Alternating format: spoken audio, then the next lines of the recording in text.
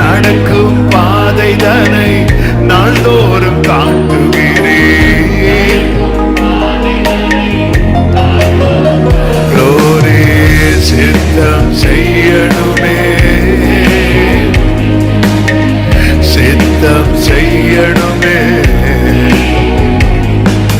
நீங்கதான் எல்லாமே, ஏக்கம்தான் எல்லாமே. நீங்கதான் எல்லாமே, ஏக்கம்தான். அர்ப்பணிக்கிறோம், சித்தத்துக்கு ஒப்பு கொடுத்து ஜெபிக்கிறோம். எங்க கூட பேசுங்கப்பா, மீட்பு நாமத்தில் பிதாவே, ஆமென். ஒரு விசை கூட கரங்களை உயர்த்தி ஹல்லேலூயா. பிலிப்பியருக்கு எழுதின நிருபம் 3வது அதிகாரம், பிலிப்பியர் 3வது அதிகாரத்தின் 12, 13, 14 வசனங்களை வாசிக்க கேட்கலாம். பிலிப்பியர் 3வது அதிகாரம் 12 முதல் 14 வரை உள்ள வசனங்கள். நான் அடைந்தாயிற்று அல்லது முற்றும் தேர்ந்தவன் ஆனேன் என்று எண்ணாமல் கிறிஸ்து இயேசுவினால் நான் எதற்காக பிடிக்கப்பட்டேனோ அதை நான் பிடித்துக் கொள்ளும்படி ஆசையாய் தொடர்கிறேன். சகோதரரே, அதை பிடித்துக் கொண்டேன் என்று நான் எண்ணுகிறதில்லை. ஒன்று செய்கிறேன், பின்னானவைகளை மறந்து முன்னானவைகளை நாடி கிறிஸ்து இயேசுவுக்குள் தேவன் அழைத்த பரம அழைப்பின் பந்தய பொருளுக்காக லக்கை நோக்கி தொடருகிறேன். கர்த்தருடைய பரிசுத்த நாமம் மகிமைப்படுவதாக. இன்று பேசும்படி ஆவியானவர் திட்டவும் தெளிவுமாய் கடந்த நாளிலே இருதயத்திலே வைத்த வார்த்தை, கிறிஸ்து இயேசுவினாலே நான் எதற்காக பிடிக்கப்பட்டேனோ, இயேசுவினாலே பிடிக்கப்பட்டவள் என்கிற நிச்சயம் உள்ளவர்கள் மட்டும் கரங்களை உயர்த்தி ஹல்லேலூயா சொல்லுவோமா? அவர் நம்மை முன்னமே தெரிந்து கொண்டு, அவர் நம்மிடத்தில் முந்தி அன்பு கூர்ந்து நம்மை மீட்கும் பொருளாக தம் ஜீவனையே தந்து, வேற யாரையும் அந்த கூடவே நிக்க விடல. எவ்வளவு நல்ல ஆண்டவர்! எல்லாத்திலையும் 12 சீஷர்களை கூட நிக்க விட்டார். ஆனா எனக்காக ஜீவனை தர்ற காரியத்தில் அவர் மட்டும்தான் நிற்கிறார். அவருக்கு மட்டும்தான் நிக்க முடியும். ஆமென் சொல்லுங்க பார்க்கலாம். கர்த்தருக்கு மகிமை உண்டாவதாக. தம் ஜீவனை கிரயமாக தந்து, ஆமென். அதாவது எவ்வளவு யோசித்தாலும் வர்ணிக்கவோ இவ்வளவு தான் எழுதி முடிக்கவோ முடியாத அன்பு. யாருடைய அன்பு தெரியுமா? இயேசுவின் அன்பு. அதுவும் அந்த அன்பை சிலுவையில காட்டியிருப்பார் பாருங்க. ஆமென். இயேசு அன்பு ஸ்டார்டிங்ல இருந்தே காட்டியிருப்பாரு. ஆமென். ஆனா அதை சிலுவையில காட்டியிருப்பார் பாருங்க. அதை வர்ணிக்கவே முடியாது. அவர் சிந்துற ஒவ்வொரு சொட்டு ரத்தத்திலையும் ஆமென் ஃபுல்லாமே நிறைந்திருப்பது என்ன தெரியுமா? அன்பு. இவ்வளவாய் உலகத்தில் அன்பு கூர்ந்தார். கர்த்தருக்கு மாத்திரம் மகிமை உண்டாவதாக. அந்த அன்பின் நிமித்தமாய் அவர் தம்மையே கிரயமாக கொடுத்தார். கிரயத்துக்கு நம்மை கொண்டிருக்கிறார். நாம் அவரால் பிடிக்கப்பட்டவர்கள். அந்த அன்பின் கயிற்றாலே கட்டி இழுத்தார். அன்பின் வலையை விரித்ததிலே அகப்பட்டவர்கள் நாம் அவரை தெரிந்து கொள்ளவில்லை, அவர் நம்மை தெரிந்து கொண்டார். அப்படி இயேசுவால பிடிக்கப்பட்ட ஒவ்வொருவருடைய வாழ்க்கையிலும் ஒரு நோக்கத்தை கர்த்தர் வைத்திருக்கிறார். ஜீவனுள்ள தேவனை ஆராதிக்கிற ரட்சிக்கப்பட்ட கூட்டம் ஒவ்வொருவருக்கும் சொல்லுகிறேன், இது ஊழியம் செய்கிறவர்களுக்கு மட்டுமல்ல, அல்லது ஏதோ ஒரு குறிப்பிட்ட கூட்டத்தாருக்கு மட்டுமல்ல. தேவனை ஆராதிக்கிற, தேவனால் தெரிந்து கொள்ளப்பட்ட ஒவ்வொருவர் மேலும் தேவனுடைய நோக்கம் இருக்கிறது. இதை பவுல் என்ன சொல்லுகிறார் என்றால், பரம அழைப்பு. எல்லாரும் சொல்லுங்க பார்க்கலாம், பரம அழைப்பு. ஆமென். லக்கை அடைய, இந்த பரம அழைப்பின் பந்தய பொருளுக்காக லெக்கை நோக்கி தொடருகிறேன் என்று சொல்லும் போது ஒரு காரியம் இங்கு தெளிவாக இருக்கிறது. நம்முடைய அழைப்பு என்பது ஒரு குறிப்பிட்ட எல்லை வரைக்கும் அல்ல. ஆமென். அந்த மகிமையிலே போய் சேரும் வரைக்கும் நம்முடைய அழைப்பு தொடருகிறது. சத்தமா ஆமென் சொல்லுங்க பார்க்கலாம். அப்போ மகிமையில போய் சேர்றது வரைக்கும் ரட்சிக்கப்பட்டாச்சு, சபையில சேர்ந்தாச்சு, ஞானஸ்நானம் எடுத்தாச்சு, அபிஷேகம் பெற்றாச்சு, அதோட முடிஞ்சுதா? இல்லை, மகிமையில சேர்றது வரைக்கும். அதனாலதான் பவுல் சொல்லுகிறார், நான் அடைந்தாயிற்று என்று சொல்லாமல் அதை அடைய, நான் எதற்காக பிடிக்கப்பட்டேனோ அதை அடையும்படிக்கு. அப்ப கடைசி வரை ஒருவன் அழைப்பிலே நிலைத்திருப்பான் என்றால் அவனே பந்தய பொருளை, அந்த ஜீவ கிரீடத்தை, அந்த மேன்மையான சுதந்திரத்தை பெற்றுக் கொள்ளுகிறவனாய் இருக்கிறான். ஆண்டவராக இயேசு கிறிஸ்து ஒரு காரியத்தை எச்சரிக்கையாய் சொன்னார். என்ன சொன்னார் என்றால், இங்க பாருங்க, அழைக்கப்பட்டவர்கள் அநேகர், தெரிந்து கொள்ளப்பட்டவர்களோ சிலர் என்று சொல்லுவார். ஏன் அந்த அநேகர் சிலர் என்று சொல்ல காரணம் என்ன? அழைக்கப்பட்டவர்களை அழைச்சி ஏமாற்றுவார் ஆண்டவர்? இல்ல, அழைக்கப்பட்டவர்கள் ஏமாற்றுவார்கள். எப்படி ஏமாற்றுவார்கள்னா, அழைப்புல நிக்க மாட்டாங்க. அழைப்புல நிக்க மாட்டாங்க, கடைசி வரை நிக்கணும். ஒவ்வொரு மேலும் எவர்களை கர்த்தர் முன்குறித்திருக்கிறாரோ அவர்களை கர்த்தர் அழைத்திருக்கிறார். எவர்களை அழைத்திருக்கிறாரோ அவர்களை நீதிமான்களாக்கி இருக்கிறார். எவர்களை நீதிமான்களாக்கி இருக்கிறாரோ அவர்களை கர்த்தர் மகிமைப்படுத்தி இருக்கிறார் என்று சொல்லப்பட்டிருக்கிறது. அவன் நோக்கம் அறிந்து செயல்படணும். நான் இயேசுவினாலே பிடிக்கப்பட்டவர். ஃபாதர் அழகா பாடி இருக்கிறாங்க, இயேசுவால பிடிக்கப்பட்டவர், அவர் கை தட்டி பாடலாமா இந்த கோரஸ? இயேசுவால பிடிக்கப்பட்டவர், அவர் இரத்தத்தால கழுவப்பட்டவர், எனக்கென்று எதுவும் இல்லை, இப்பூவி சொந்தமில்லை. ஆமென். இப்பூவி சொந்த சொல்லுங்க, எல்லாமே இயேசு, எல்லாமே இயேசு, என் இயேசு, எல்லாம் இயேசு, இயேசு, இயேசு, எல்லாம் இயேசு. ஆமென். ஒரு சில காரியங்களை ஆமென் வேகமாய் சொல்லி ஆமென் ஒரு அர்ப்பணிப்போடு இந்த ஆராதனையை நம்ம நிறைவு செய்ய போகிறோம். அப்ப நோக்கம் அறிந்து செயல்பட வேண்டுமானால் முதலாவது தேவ சித்தம், தேவன் என்மேல் வைத்திருக்கிற நோக்கம் இன்னது என்பதை நான் அறிந்து கொள்ள வேண்டும். தேவ சித்தம் இன்னது என்பதை அறிந்து கொள்ளுங்கள். பெரியவர்கள் இருக்கிறீங்க, வாலிபர்கள் இருக்கிறீங்க, முதியவர்கள் இருக்கிறீங்க, சின்ன பிள்ளைங்க இருக்கிறீங்க. அதாவது நான் அறிந்து கொள்ள வேண்டிய ரெண்டு முக்கியமான காரியங்கள் இருக்கிறது. ரொம்ப நம்ம லைஃப்ல நாம் அறிந்து கொள்ள வேண்டிய ரெண்டு முக்கியமான, வேற எதுவுமே தெரியலைனாலும் பரவாயில்ல, ரெண்டு முக்கியம். அது ரெண்டையும் பவுல் ஒரே டைம்ல ஆண்டவர்கிட்ட கேட்டுருவார். முதல் காரியம் என்னன்னா, ஆண்டவரே நீர் யார் அப்படின்னு கேட்பார். ஆண்டவரே கர்த்தர் யார் என்கிற அறிவிலே வளரணும். அவன் என் நாமத்தை அறிந்திருக்கிறபடியால் அவனுக்கு என்ன தெரியும் பாரு. ஆமென். யாருன்னு தெரியும். ஹல்லேலூயா. கர்த்தருக்கு மகிமை உண்டாவதாக. இரண்டாவது ஒரு காரியம் என்ன அறிந்திருக்கணும் தெரியுமா? நான் என்ன செய்ய சித்தமாயிருக்கிறீர். இயேசுவின் நாமத்திலே உங்களுக்கு சொல்லுகிறேன், இது உண்மையிலே உங்கள் ஜெபமா இருக்குமானால் இதுக்கு முன்னமே தேவ சித்தம் உங்களுக்கு வெளிப்படுத்தப்பட்டிருக்கும். நம்ம இன்னைக்கு ஜெபம் பண்ணுவோம், ஏன்னா இன்னைக்கு இந்த செய்தியை நம்ம கேட்கறதுனால.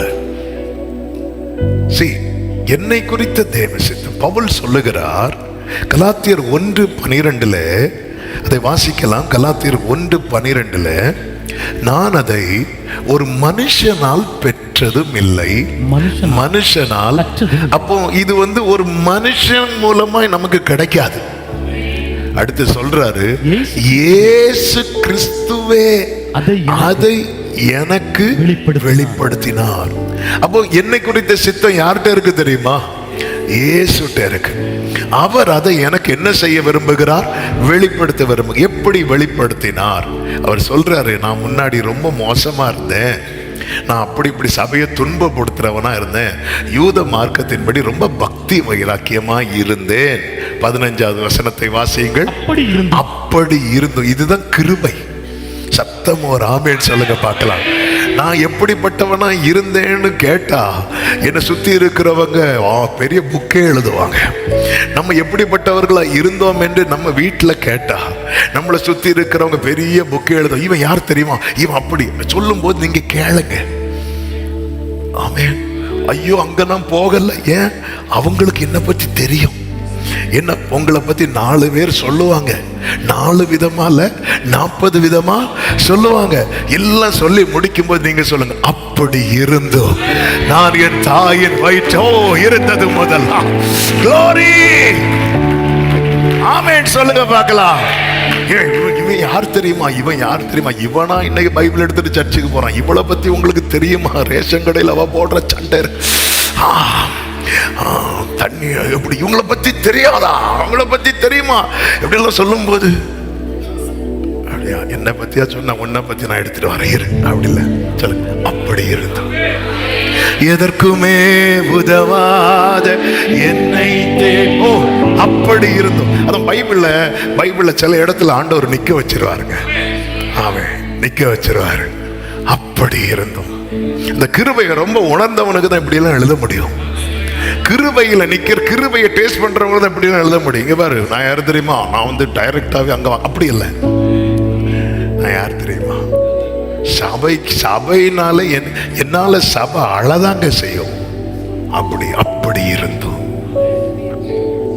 தேவ பிள்ளைகளே, இந்த இடத்துல தான் தேவ பிள்ளைங்க கிருபையை கொண்டாடணும். நம்ம எல்லாம் ஞான் யோகிய நல்ல இயேசுவே நின் ஸ்நேகம் பிராபிப்பா எங்கிலும் നീ സ്നേഹിച്ചു എങ്കിലും നീ മാനിച്ചു ഇത്ര നല്ല സ്നേഹമേ നന്ദിയോടെ பாடுற கண்டிஷன் இல்லை, ஆனாலும் பாட்டு வருது. அன்பையும் கிருபையும் நினைச்சா நம்மளால பாடாம இருக்க முடியாது. அப்படி இருந்தோம். வாசிங்க தொடர்ந்து. நான் என் தாயின் வயிற்றில் இருந்தது முதல் என்னை பிரித்து எடுத்து நம்முடைய கிருபையினால் அழைத்த தேவன். அப்போ ஆண்டவர் இது ஏற்கனவே செட் பண்ணிட்டார். ஆமென். அழைத்த தேவன் தம்முடைய குமாரனை நான் புறஜாதிகளிடத்தில் சுவிசேஷமாய் அறிவிக்கும் பொருட்டாக, இது பவுல் மேல் இருக்கிற அழைப்பு, அவரை எனக்குள் வெளிப்படுத்த பிரியமாயிருந்த போது என்று சொல்லப்பட்டிருக்கிறது. அப்போ தேவன் நம்மேல் அவர் வைத்திருக்கிற நோக்கத்தை நமக்கு வெளிப்படுத்த எப்படி இருக்கிறாரா? பிரியமாயிருக்கிறார். இன்னைக்கு இதுதான் கர்த்தர் தருகிற செய்தி. ஆண்டவரை ஒண்ணுமே சொல்ல மாட்டேங்கிறீங்க. ஆண்டவர் சொல்றார், இங்க பாரு, உன்னை குறித்த சித்தம் இன்னது என்பதை நான் உனக்கு சொல்றதுக்கு நான் ரொம்ப ஆவலா இருக்கிறேன், நான் ரொம்ப பிரியமா இருக்கிறேன். அப்படி அவர் பிரியமா இருந்த போது அடுத்த வார்த்தை உடனே. எல்லாரும் சொல்லுங்க பார்க்கலாம். உடனே அவர் பிரியமா இருக்கிறார்னு தெரிஞ்ச உடனே நான் எடுக்கிற தீர்மானத்தை அவர் பார்க்கிறார். அவர் பிரியமா இருக்கிறாரா? இருக்கட்டும், நான் ஒரு 2 வாரம் கழித்து வருகிறேன். வந்தா அவர் இருக்க மாட்டார். இவர் பவுல் எடுக்கிற தீர்மானம் என்பது எப்படிப்பட்டதா இருந்தது தெரியுமா? உடனே. பவுல் வேலை வெட்டி இல்லாத ஆளு கிடையாது. சனகரிப் சங்கத்துல முக்கியமான நபர். அவருடைய ஒரு சிக்னேச்சர் பல காரியங்களுக்கு தேவையானது. ஒரு சைன் போதும். ஸ்தேவான் மேல அவ்வளவு பேர் கல்லெறிகிறதுக்கு யாருடைய சம்மதம் இருந்துச்சு தெரியுமா? பவுலுடைய. அப்போ ஒரு பர்சன், ஒரு மனுஷனுடைய ஒரு ஓகே, அவருடைய ஒரு ஓகே இல்லை எவ்வளோ பவர் இருக்கு பாருங்க. ஆனா என்னை குறித்த அவர் திட்டத்தை அவர் எனக்கு வெளிப்படுத்துறதுக்கு பிரியமா இருக்கிற, அவருக்கு ரொம்ப பிடிக்குது எனக்கு சொல்லணும்னு தெரிஞ்சதும் உடனே மாம்சத்தோடும் இரத்தத்தோடும் யோசனை பண்ணாமல்.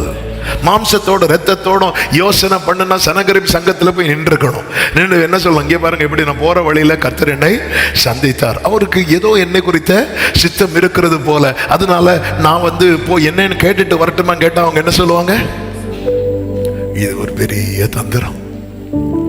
இருங்க பவுலே, இப்பதானே கண்ணு உங்களுக்கு கண்ணுல ஏதோ இருக்கு, உட்காருங்க, நீங்க உட்காருங்க. இன்னைக்கு நிறைய பேர் மாம்சத்தோடு நல்லா புரிந்து கொள்ளுங்கள், நன்றாய் புரிந்து கொள்ளுங்கள். மாம்சத்தோடு இரத்தத்தோடு யோசனை பண்ணி தேவ சித்தம் பக்கத்துல வர வந்துட்டு அவர் நமக்கு தம்மை வெளிப்படுத்த சித்தமா இருக்கிற அந்த நிலை வர வந்துட்டு அப்படியே பின்னாடி போயிடும். எத்தனை விதமான மாம்சீக ஆலோசனைகள் நம்மை தூரமாய் கொண்டு போயிருக்கிறது தெரியுமா? நமக்காய் திறக்கப்பட வேண்டி இருந்த தேவ சித்தம், அவருடைய இருதயம் இதனால மீண்டும் அடைக்கப்பட்டிருக்கிறது. ஆண்டவராக இயேசு கிறிஸ்து கேட்பார், ஜனங்கள் என்னை யார் என்று சொல்லுகிறார்கள்? அப்போ சிலர் எரேமியான்னு சொல்றாங்க, சிலர் யோவான் ஸ்நானன் சொல்றாங்க, சிலர் தீர்க்கதரிசிகளில் ஒருவர் என்று சொல்றாங்கன்னு சொல்லும்போது இயேசு கேட்பார், நீங்கள் என்னை யார் என்று சொல்லுகிறீர்கள்? அப்பொழுது பேதுரு சொல்லுவார், நீர் உன்னதமான தேவனுடைய குமாரனாகிய கிறிஸ்து. அடுத்த வார்த்தை இயேசு என்ன சொல்லுவார் தெரியுமா? இது உனக்கு மாம்சமும் இரத்தமும் வெளிப்படுத்தவில்லை. இந்த பரலோக வெளிப்பாடு ஒருவனுக்குள்ளே உண்டாகணும்னா இந்த மாம்சீக எண்ணங்கள் அவனுக்குள்ளே அடிபடணும். இதுக்குதான் என்ன தேவை அப்படின்னா ஜெபமும் உபவாசமும். அப்போஸ்தலனாகிய பவுல் நேர தமஸ்குல போய் என்ன பண்றார் அப்படின்னா ஜெபிக்கிறார். 3 days ஃபாஸ்டிங் இருக்கிறார், உபவாசம் இருந்து ஜெபிக்கிறார். ஏன்னா அவன் இதுவரை கற்று வந்தது, இதுவரை கற்றதும் இதுவரை பெற்றதுக்கும் நேர எதிரானதுதான் அவனை குறித்த தேவ சித்தம். அதாவது நம்ம ஒரு ட்ராக்லே ஓடி பழகிட்டு இருப்போம்னு வைங்களேன், அல்லது ஒரு வேலையிலே பழகிட்டு இப்போ ஒரு எக்ஸாம்பிள் என்ன சொல்லலாம், இப்போ இப்போ ஹோட்டலில் வேலை பார்க்குறாங்கன்னு வைங்களேன், ஒரு 10 வருஷம் 15 வருஷம் ஹோட்டலில் வேலை பார்த்த ஆளை கொண்டு போய் மெடிக்கல் ஸ்டோரில் விட்டா ஆமே எப்படி இருக்கும்? சார் இந்த மெடிசின் தாங்க, நான் உங்களுக்கு தெரிஞ்சதெல்லாம் புரோட்டா சால்னா இப்படி விட்டா எப்படி இருக்கும்? பவுல் இப்போ அப்படிதான் விட்டுருக்காரு. பவுல் இதுவரை கையில் எடுத்த நிருபம் எல்லாமே சபையை இடிக்கிறது. ஆனா இப்ப அவனை கொண்டு விட்டிருக்கிறது சபையை கட்டுறதுக்கு என்ன எழுதணும்? அப்படியே எதிரானது.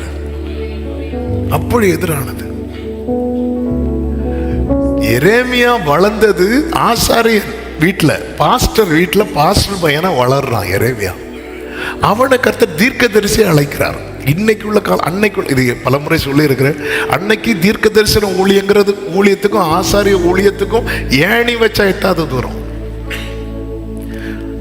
அதனாலதான் எரேமியா சொல்றார், நான் சின்ன பிள்ளையா இருக்கிறேன், எனக்கு இதுக்கு சம்பந்தம், சின்ன பிள்ளைன்னா நான் பால் குடிச்சிட்டு இருக்கிறேன்னு அர்த்தம் கிடையாது. ஆண்டவரே எனக்கு அந்த அந்த லைனுக்கும் எனக்கும் சம்பந்தமே கிடையாது. ஆண்டவர் சொல்ல, நான் இருக்கிறேன். தேவ சித்தம், அதாவது என் வாழ்க்கையில தேவனுடைய சித்தம் இருக்கிறது என்றால் அதை நிறைவேறதுக்கும் கர்த்தர் என் கூட இருப்பார். சீஷர்கள்ட்ட என்ன சொல்வார்? நீங்க உலகம் எங்கும் போய் சுவிசேஷத்தை பிரசங்கிங்க சொல்லிட்டு அவங்களுக்கு கொடுக்கிற பிராமிஸ் என்ன தெரியுமா? நான் உலகத்தின் முடிவு பரியந்தம் சகல நாட்களிலும் உங்கள் அழைக்கப்பட்டவன், ரட்சிக்கப்பட்ட, ஆண்டவருடைய இரத்தத்தால கழுவப்பட்டேன்னு சொல்ற ஒவ்வொருடைய வாழ்க்கையிலும் கர்த்தர் ஏதோ ஒரு நோக்கத்தை நிச்சயமாக வைத்திருப்பார். அதை அறிந்து செயல்படுகிறவர்களாய் காணப்படுகிறவர்கள் பாக்கியவான்கள். அந்த வெளிப்பாடு நமக்கு வேணும். அந்த வெளிப்பாடு எப்படி கிடைக்கும்? மாம்சமும் இரத்தமும் கிடைக்காது. இப்போ பாருங்க, இயேசு கடல் மேல நடந்து வரும்போது சீஷர்கள் படகுல பயணிக்கும் போது கடல் கொந்தளிக்கிறது. இயேசு நடந்து வருகிறார், இவங்கெல்லாம் பயப்படுறாங்க. அப்பொழுது இயேசு சொல்றார், நான் தான் அப்படிங்கிறார். உடனே பேதுரு கேட்கிறார், நீரே ஆனால் நானும் கடல் மேல் நடந்து உம்மிடத்தில் வர நீங்க எனக்கு சொல்லுங்க. இயேசு சொல்றார், வான்னு. மான்னு சொல்லும்போது பேதுரு மட்டும் படகுல இருக்கிறவங்க கிட்ட ஒரு டிஸ்கஷன் போயிருப்பாருன்னு வைக்கல. படகுல யாரெல்லாம் இருக்கிறா? இவருடைய சகோதரன் இருக்கிறா, யாரு? அந்திரேயா. இவருடைய ஃப்ரெண்ட்ஸ் இருக்கிறாங்க, யாரு? யோவான், யாக்கோபு. ஒருவேளை அவங்கள்ட்ட கேட்டிருந்தா, எப்படி பேதுருவே கடலை பத்தி உங்களுக்கு தெரியும்ல, நீங்க போனா சொல்லியாச்சு, இனி நீங்க சிலர் நம்மளை அனுப்பி விடுறது இப்படிதான் அனுப்பி விடுவாங்க. ஒண்ணு போகணும்னு சொல்ல மாட்டாங்க, போவாதேன்னு சொல்ல மாட்டாங்க. இப்படிதான் ஒருத்தவங்க போனாங்க பார்த்துக்கோங்க. சில சின்ன தலைவலி தான் வந்துருக்கும், படுத்திருப்பாங்க. சில கிருபை பெற்றவங்க வருவாங்க வந்து, இப்படிதான் எனக்கு தெரிஞ்ச ஒருத்தங்களுக்கு இருந்துச்சு தலைவலி வேற பிரச்சனை ஒன்றும் இல்லை, 3ஆவது நாள்ல இறந்துட்டாங்க. ஆனா உங்களுக்கு அப்படி ஆகும்னு சொல்லவே இல்லை. சின்ன வயசுல ஸ்கூல் படிக்கும் போது ஒரு பபிள் கம் வந்து சாப்பிட்டுட்டு விளையாடிட்டு ஏதோ பேசிட்டு ஏதோ பண்ணிட்டு அப்படி விழுங்கிட்டேன். விழுங்கினதும் என் ஃப்ரெண்டோட அண்ணன் பக்கத்தில் இருந்தார். அவர்கிட்ட, அண்ணன் நான் பபிள் கம் விழுங்கிட்டேன். ஒன்றும் செய்யாது, என்ன கூடி போனால் செத்து போவேன். இப்படியெல்லாம் இருப்பாங்க. ஒன்றும் செய்யாது, என்ன கூடி போனா அதுக்கு மேலே பெருசா ஒண்ணுமே, அதுக்கு மேலே பெருசா இனி என்ன வந்து. பேதுரு அந்த இடத்துல ஏதாவது யோசனை பண்ணியிருந்தார்னா, கொஞ்சம் தாமதித்திருந்தா கூட, ஏன்னா அவருக்கு சந்தேகம் உள்ள கிடக்கு. அந்த சந்தேகம் வெளியே வர்றதுக்கு முன்னாடி அவர் எங்க இறங்கிட்டார் தெரியுமா? கடல்ல இறங்கினார். கடல்ல இறங்குறதுக்கு முன்னாடி சந்தேகம் வந்திருந்துன்னு வைங்களேன், இறங்கி இருக்க மாட்டார். ஆமே, அவர் கடல்ல இறங்கி பாதி தூரம் நடந்ததுக்கு அப்புறம் தான் ஆளுக்கு டவுட்டே வருது. நம்ம எல்லாம் கொஞ்சம் லேட் பிக்கப்பு தான். ஆமே, சொன்னதும் கூடி சாடி வந்துடுவோம். வந்துட்டு ஐயோ வந்துட்டோமே. அதனாலதான் பேதுரு மெதுவா கேட்கிறார், ஆண்டவரே எல்லாத்தையும் விட்டு வந்தாமே. திடீர்னு அந்த படகு நிறைய மீன். யோசிச்சிருப்பார், இதை யார் எடுத்திருப்பா? ஆண்டவரே நாங்க எல்லாத்தையும், ஏன்னா வெறுமையான படகை விட்டுட்டு பேதுரு வரல, படகு நிறைய மீன். ஒரு படகு மட்டும் இல்ல, 2 படகு. அதை விட்டுட்டு வாங்குறாரு, விட்டுட்டு வந்துட்டார். திடீர்னு ஒரு யோசனை வந்து, யார் எடுத்திருப்பா? ஆண்டவரே நாங்க எல்லாத்தையும் விட்டு வந்தோம். சில தீர்மானம் எடுத்துட்டு திடீர்னு யோசிக்க தோணுதா? நம்ம எல்லாம் பேதுரு கூட்டம் தான். அப்படி ஆனா யோசித்துதான் மூழ்கிறோம். அந்த இடத்துல பேதுரு யோசனை பண்ணல, மாம்சத்தோடு இரத்தத்தோடு யோசனை பண்ணல, கர்த்தருடைய வார்த்தையை நம்பி காலெடுத்து வைத்தான் பாருங்கள். அவனை மூழ்கினாலும் கர்த்தர் தூக்கி விடுவார். அவனை கர்த்தர் மூழ்க விடவே மாட்டார். சத்தமா ஆமென் சொல்லுங்க பார்க்கலாம். அப்போ நானும் ஜெபிக்கிறேன். அடுத்த கேள்வி, நான் ஜெபிக்கிறேன், நான் உபவாசம் இருந்து பார்த்தாச்சு, ஆனா கர்த்தர் இன்னும் எனக்கு ஒன்றும் வெளிப்படுத்தவில்லையே. ஆமே, கர்த்தர் ஜெபிக்கிறோம், உபவாசிக்கிறோம், கர்த்தர் வெளிப்படுத்த சித்தமா இருக்கிறார். அப்படி ஜெபிக்கிறவங்கள யாருக்கு அவர் வெளிப்படுத்த சித்தமா இருப்பார் என்றால், ஆமே, கர்த்தருக்கு மகிமை உண்டாவதாக. அப்போஸ்தலர் 26:19 வாசியுங்கள். அப்போஸ்தலர் 26வது அதிகாரத்தின் 19வது வசனம். ஆகையால் அகிரிப்பு ராஜாவே, நான் அந்த பரம தரிசனத்துக்கு கீழ்ப்படியாதவனாயிருக்கவில்லை. அதாவது கர்த்தர் இப்ப என்ன சொன்னாலும் நான் கீழ்ப்படுகிறதுக்கு ரெடியா இருக்கிறேன் என்கிற நம்பிக்கையை ஒருத்தன் கொடுக்கும் போது கர்த்தர் அவனுக்கு அந்த காரியத்தை வெளிப்படுத்த சித்தமா இருக்கிறார். கர்த்தர் என்கிட்ட ஒண்ணு சொல்லி நான் செய்யாம போனா அவருக்கும் கஷ்டம், நமக்கும் கஷ்டம். சில காரியத்தை நம்ம சிலர்கிட்ட சொல்லாததுக்கு காரணம் என்ன அப்படின்னா, சொல்லி அவங்க செய்யாம போனா அவங்களுக்கும் கஷ்டம், நமக்கும் கஷ்டம். ஆமே, அதனாலதான் சில வீட்டில் பார்த்துருக்கீங்களா, சில தகப்பன்மார் காரியத்தை பிள்ளைங்கிட்ட டைரக்டா சொல்ல மாட்டாங்க. எங்க அப்பா அப்படியே பண்ணுவாங்க. எங்க அப்பா டைரக்டா ஏது பண்ண சொல்ல மாட்டாங்க. யார்கிட்ட சொல்லி சொல்லுவாங்க அப்படின்னா, அம்மாட்ட சொல்லி சொல்லுவாங்க. ஆமே, ஏன்னா டைரக்டா சொல்லி ஒருவேளை செய்யாம போயிட்டா அதுக்கப்புறம் வந்து ரொம்ப கஷ்டம் ஆயிரும் 2 பேருக்கும். ஆமே, அவர் வந்து இப்போ ஏன் முதல் நாளே ஆண்டவர் சொல்லி இருக்கலாம்ல, 3வது நாள் அவன் அந்த நிலைக்குள்ளே வருகிறான். அவர் என்ன சொன்னாலும் நான் செஞ்சிடணும் அப்படிங்கிற ஒரு நிலைக்குள்ளே வரும்போது கர்த்தர் அவனுக்கு தம்மை வெளிப்படுத்துகிறார். அவனை குறித்த தேவ திட்டம் அவனுக்கு உரைக்கப்படுகிறது, சொல்லப்படுகிறது, காண்பிக்கப்படுகிறது. அவர் சொல்றார், நான் பரம தரிசனம். முதலாவது சொன்னேன், பரம அழைப்பு. பரம அழைப்பை பெற்ற ஒவ்வொருவருக்கும் பரம தரிசனம் இருக்கிறது. கரங்களை உயர்த்தி ஆமென் சொல்லுங்க பார்க்கலாம். அது இன்னதென்பதை தேவ பிள்ளைங்க அறிந்து கொள்ள வேண்டும். நம்ம பாடணுமே, சித்தம் செய்யணுமே, செய்து முடிக்கணுமே. நம்மை குறித்த தேவ திட்டம் வெளிப்படுத்தப்படும். ஆண்டவர்கிட்ட கேட்கணும், ஆண்டவரே நான் என்ன செய்ய. அதனாலதான் ஆண்டவராக இயேசு கிறிஸ்து ஜெபிக்க சொல்லி கொடுக்கும் போது அது ஒரு அனுதின ஜெபமாகவே சொல்லி கொடுக்கிறார். உம்முடைய சித்தம் பரலோகத்தில் செய்யப்படுகிறது போல பூமியில. படிக்கிற பிள்ளைங்க சொல்லணும், ஆண்டவரே ஆண்டவரே என்னை படிக்க வச்சிருக்கிறீங்க, இப்படி ஒரு கோர்ஸ் எடுத்து படிக்க வச்சிருக்கிறீங்க, உமக்கு ஸ்தோத்திரம் ஆண்டவரே. ஃபியூச்சர்ல நீங்க என்ன பிளான் வச்சிருக்கிறீங்களோ, என்ன சித்தம் வச்சிருக்கிறீங்களோ அதற்கு நேரா என்னை நடத்துங்கப்பா. ஆண்மையன் ஆண்டவரே. அதே போல +2 படிக்கிற பிள்ளைங்க இருக்கிறீங்க, நல்ல மார்க் உங்களுக்கு கர்த்தர் தருவாராக. அதே நேரத்தில் ஆண்டவரே ஃபியூச்சர் நீங்க என்ன திட்டம் வச்சிருக்கிறீங்களோ அதற்கேற்ற கோர்ஸ் நான் எடுக்கணும், அதுக்கு நேரா என்ன நீங்க கைட் பண்ணணும். இப்படி நீங்க வந்து ஜெபிக்க, இந்த வயசுலயே நீங்க ஜெபிக்க பழகணும். ஆசைகள் நமக்குள்ளே 1000 இருக்கலாம். ஒன்றை புரிந்து கொள்ளுங்கள், நாம் வைத்திருக்கிற ஆசைகளை விட அவர் வைத்திருக்கிற திட்டம் மேலானது.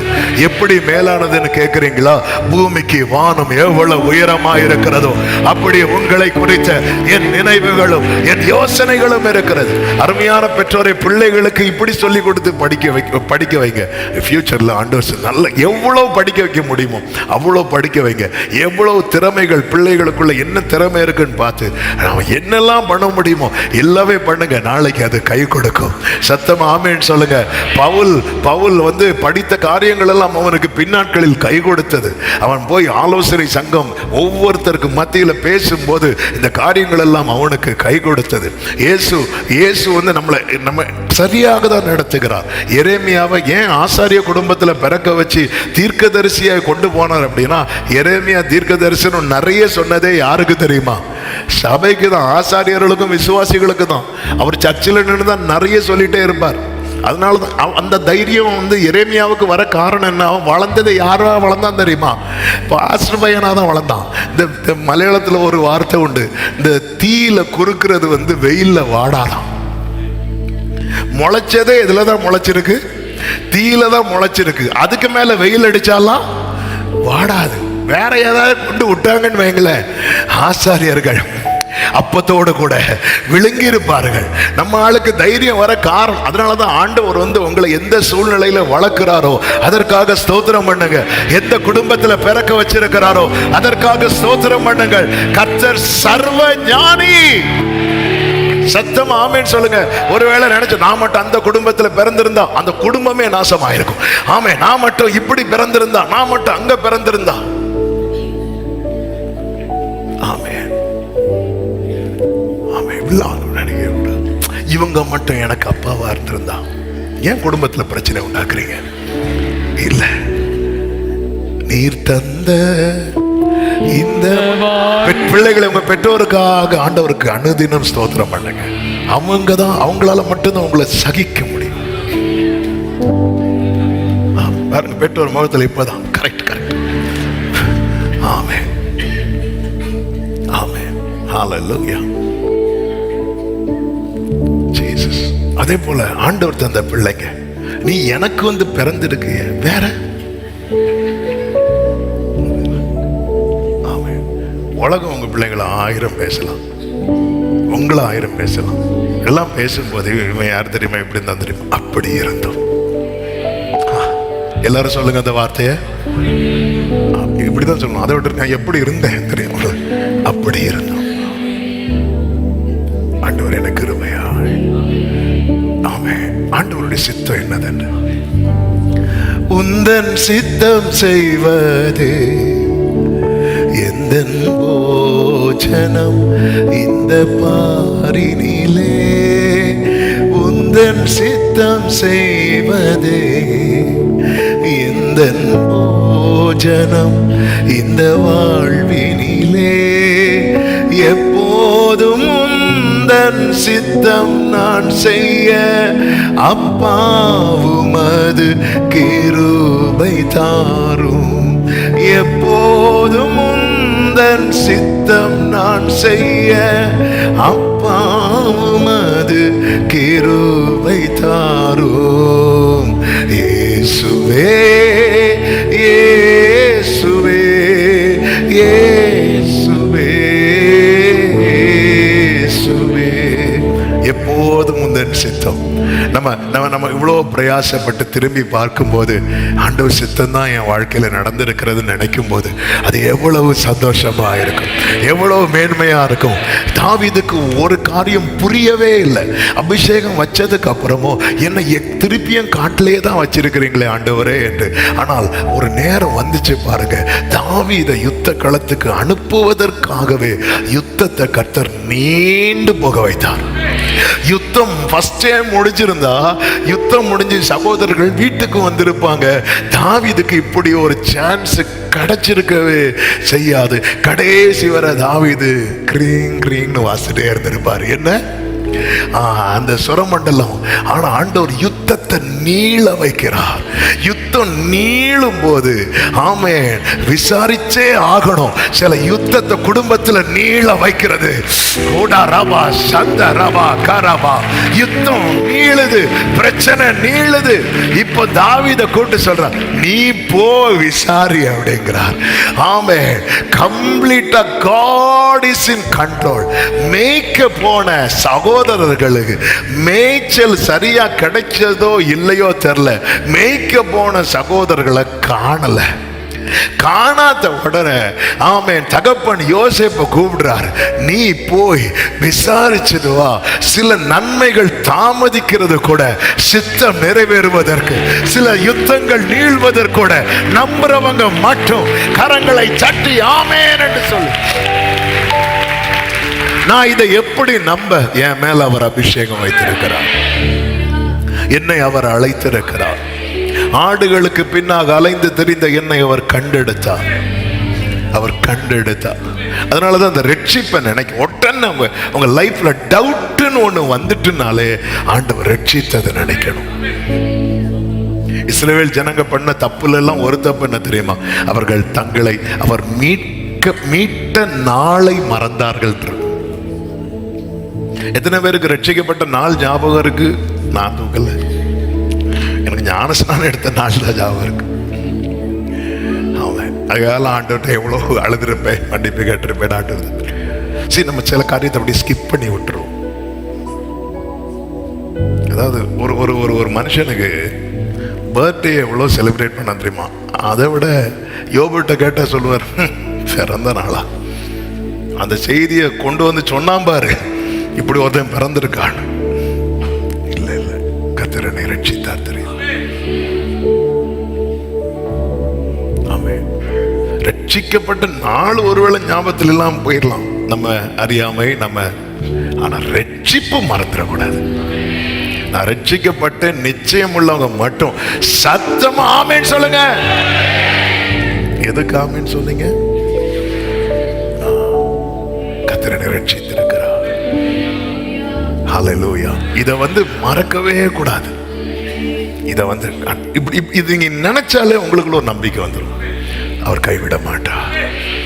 ஆமென். கர்த்தர் என்னை மறுகரையில கொண்டு போய் சேர்க்கும் வரைக்கும் என்னை அவர் கைவிட மாட்டார். அப்போ பரம அழைப்பை பெற்ற ஒவ்வொருவருக்கும் பரம தரிசனம் இருக்கிறது. இதை அறிந்து கொள்ள வேண்டும்.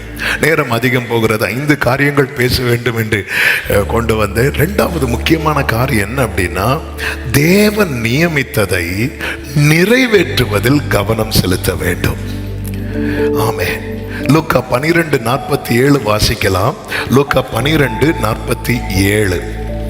தன் எஜமானுடைய சித்தத்தை அறிந்தும் ஆயத்தமாயிராமலும் அவனுடைய சித்தத்தின்படி செய்யாமலும் இருந்த ஊழியக்காரன் அநேக அடிகள் அடிக்கப்படுவான். அப்ப சித்தம் அறிந்து அடுத்து என்ன செய்யணும் அப்படின்னா, ஆயத்தமாகணும், அதன்படி செய்யணும். சித்தம் அறிய காத்திருக்கணும், சித்தம் அறிந்து ஆயத்தமாகணும், அதன்படி செய்யணும். அடுத்த வசனத்தை வாசியுங்கள். அறியாதவனாயிருந்து அடிகளுக்கு ஏதுவானவர்களை செய்தவனோ சில அடிகள் அடிக்கப்படுவான்.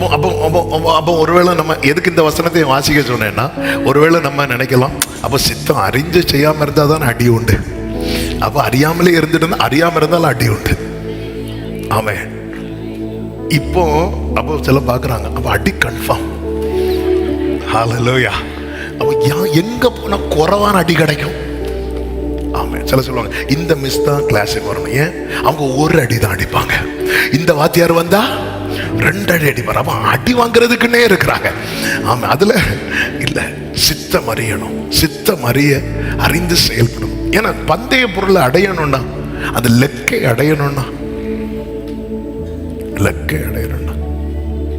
இந்த இங்கிருந்து சென்னையிலேருந்து நாகர்கோவில் இப்படியெல்லாம் அதை ட்ராவல் பண்ணும்போது அந்த பஸ்ஸில் ஏறும்போது சிலர் கேட்பாங்க டிரைவர்ஸ்கிட்ட.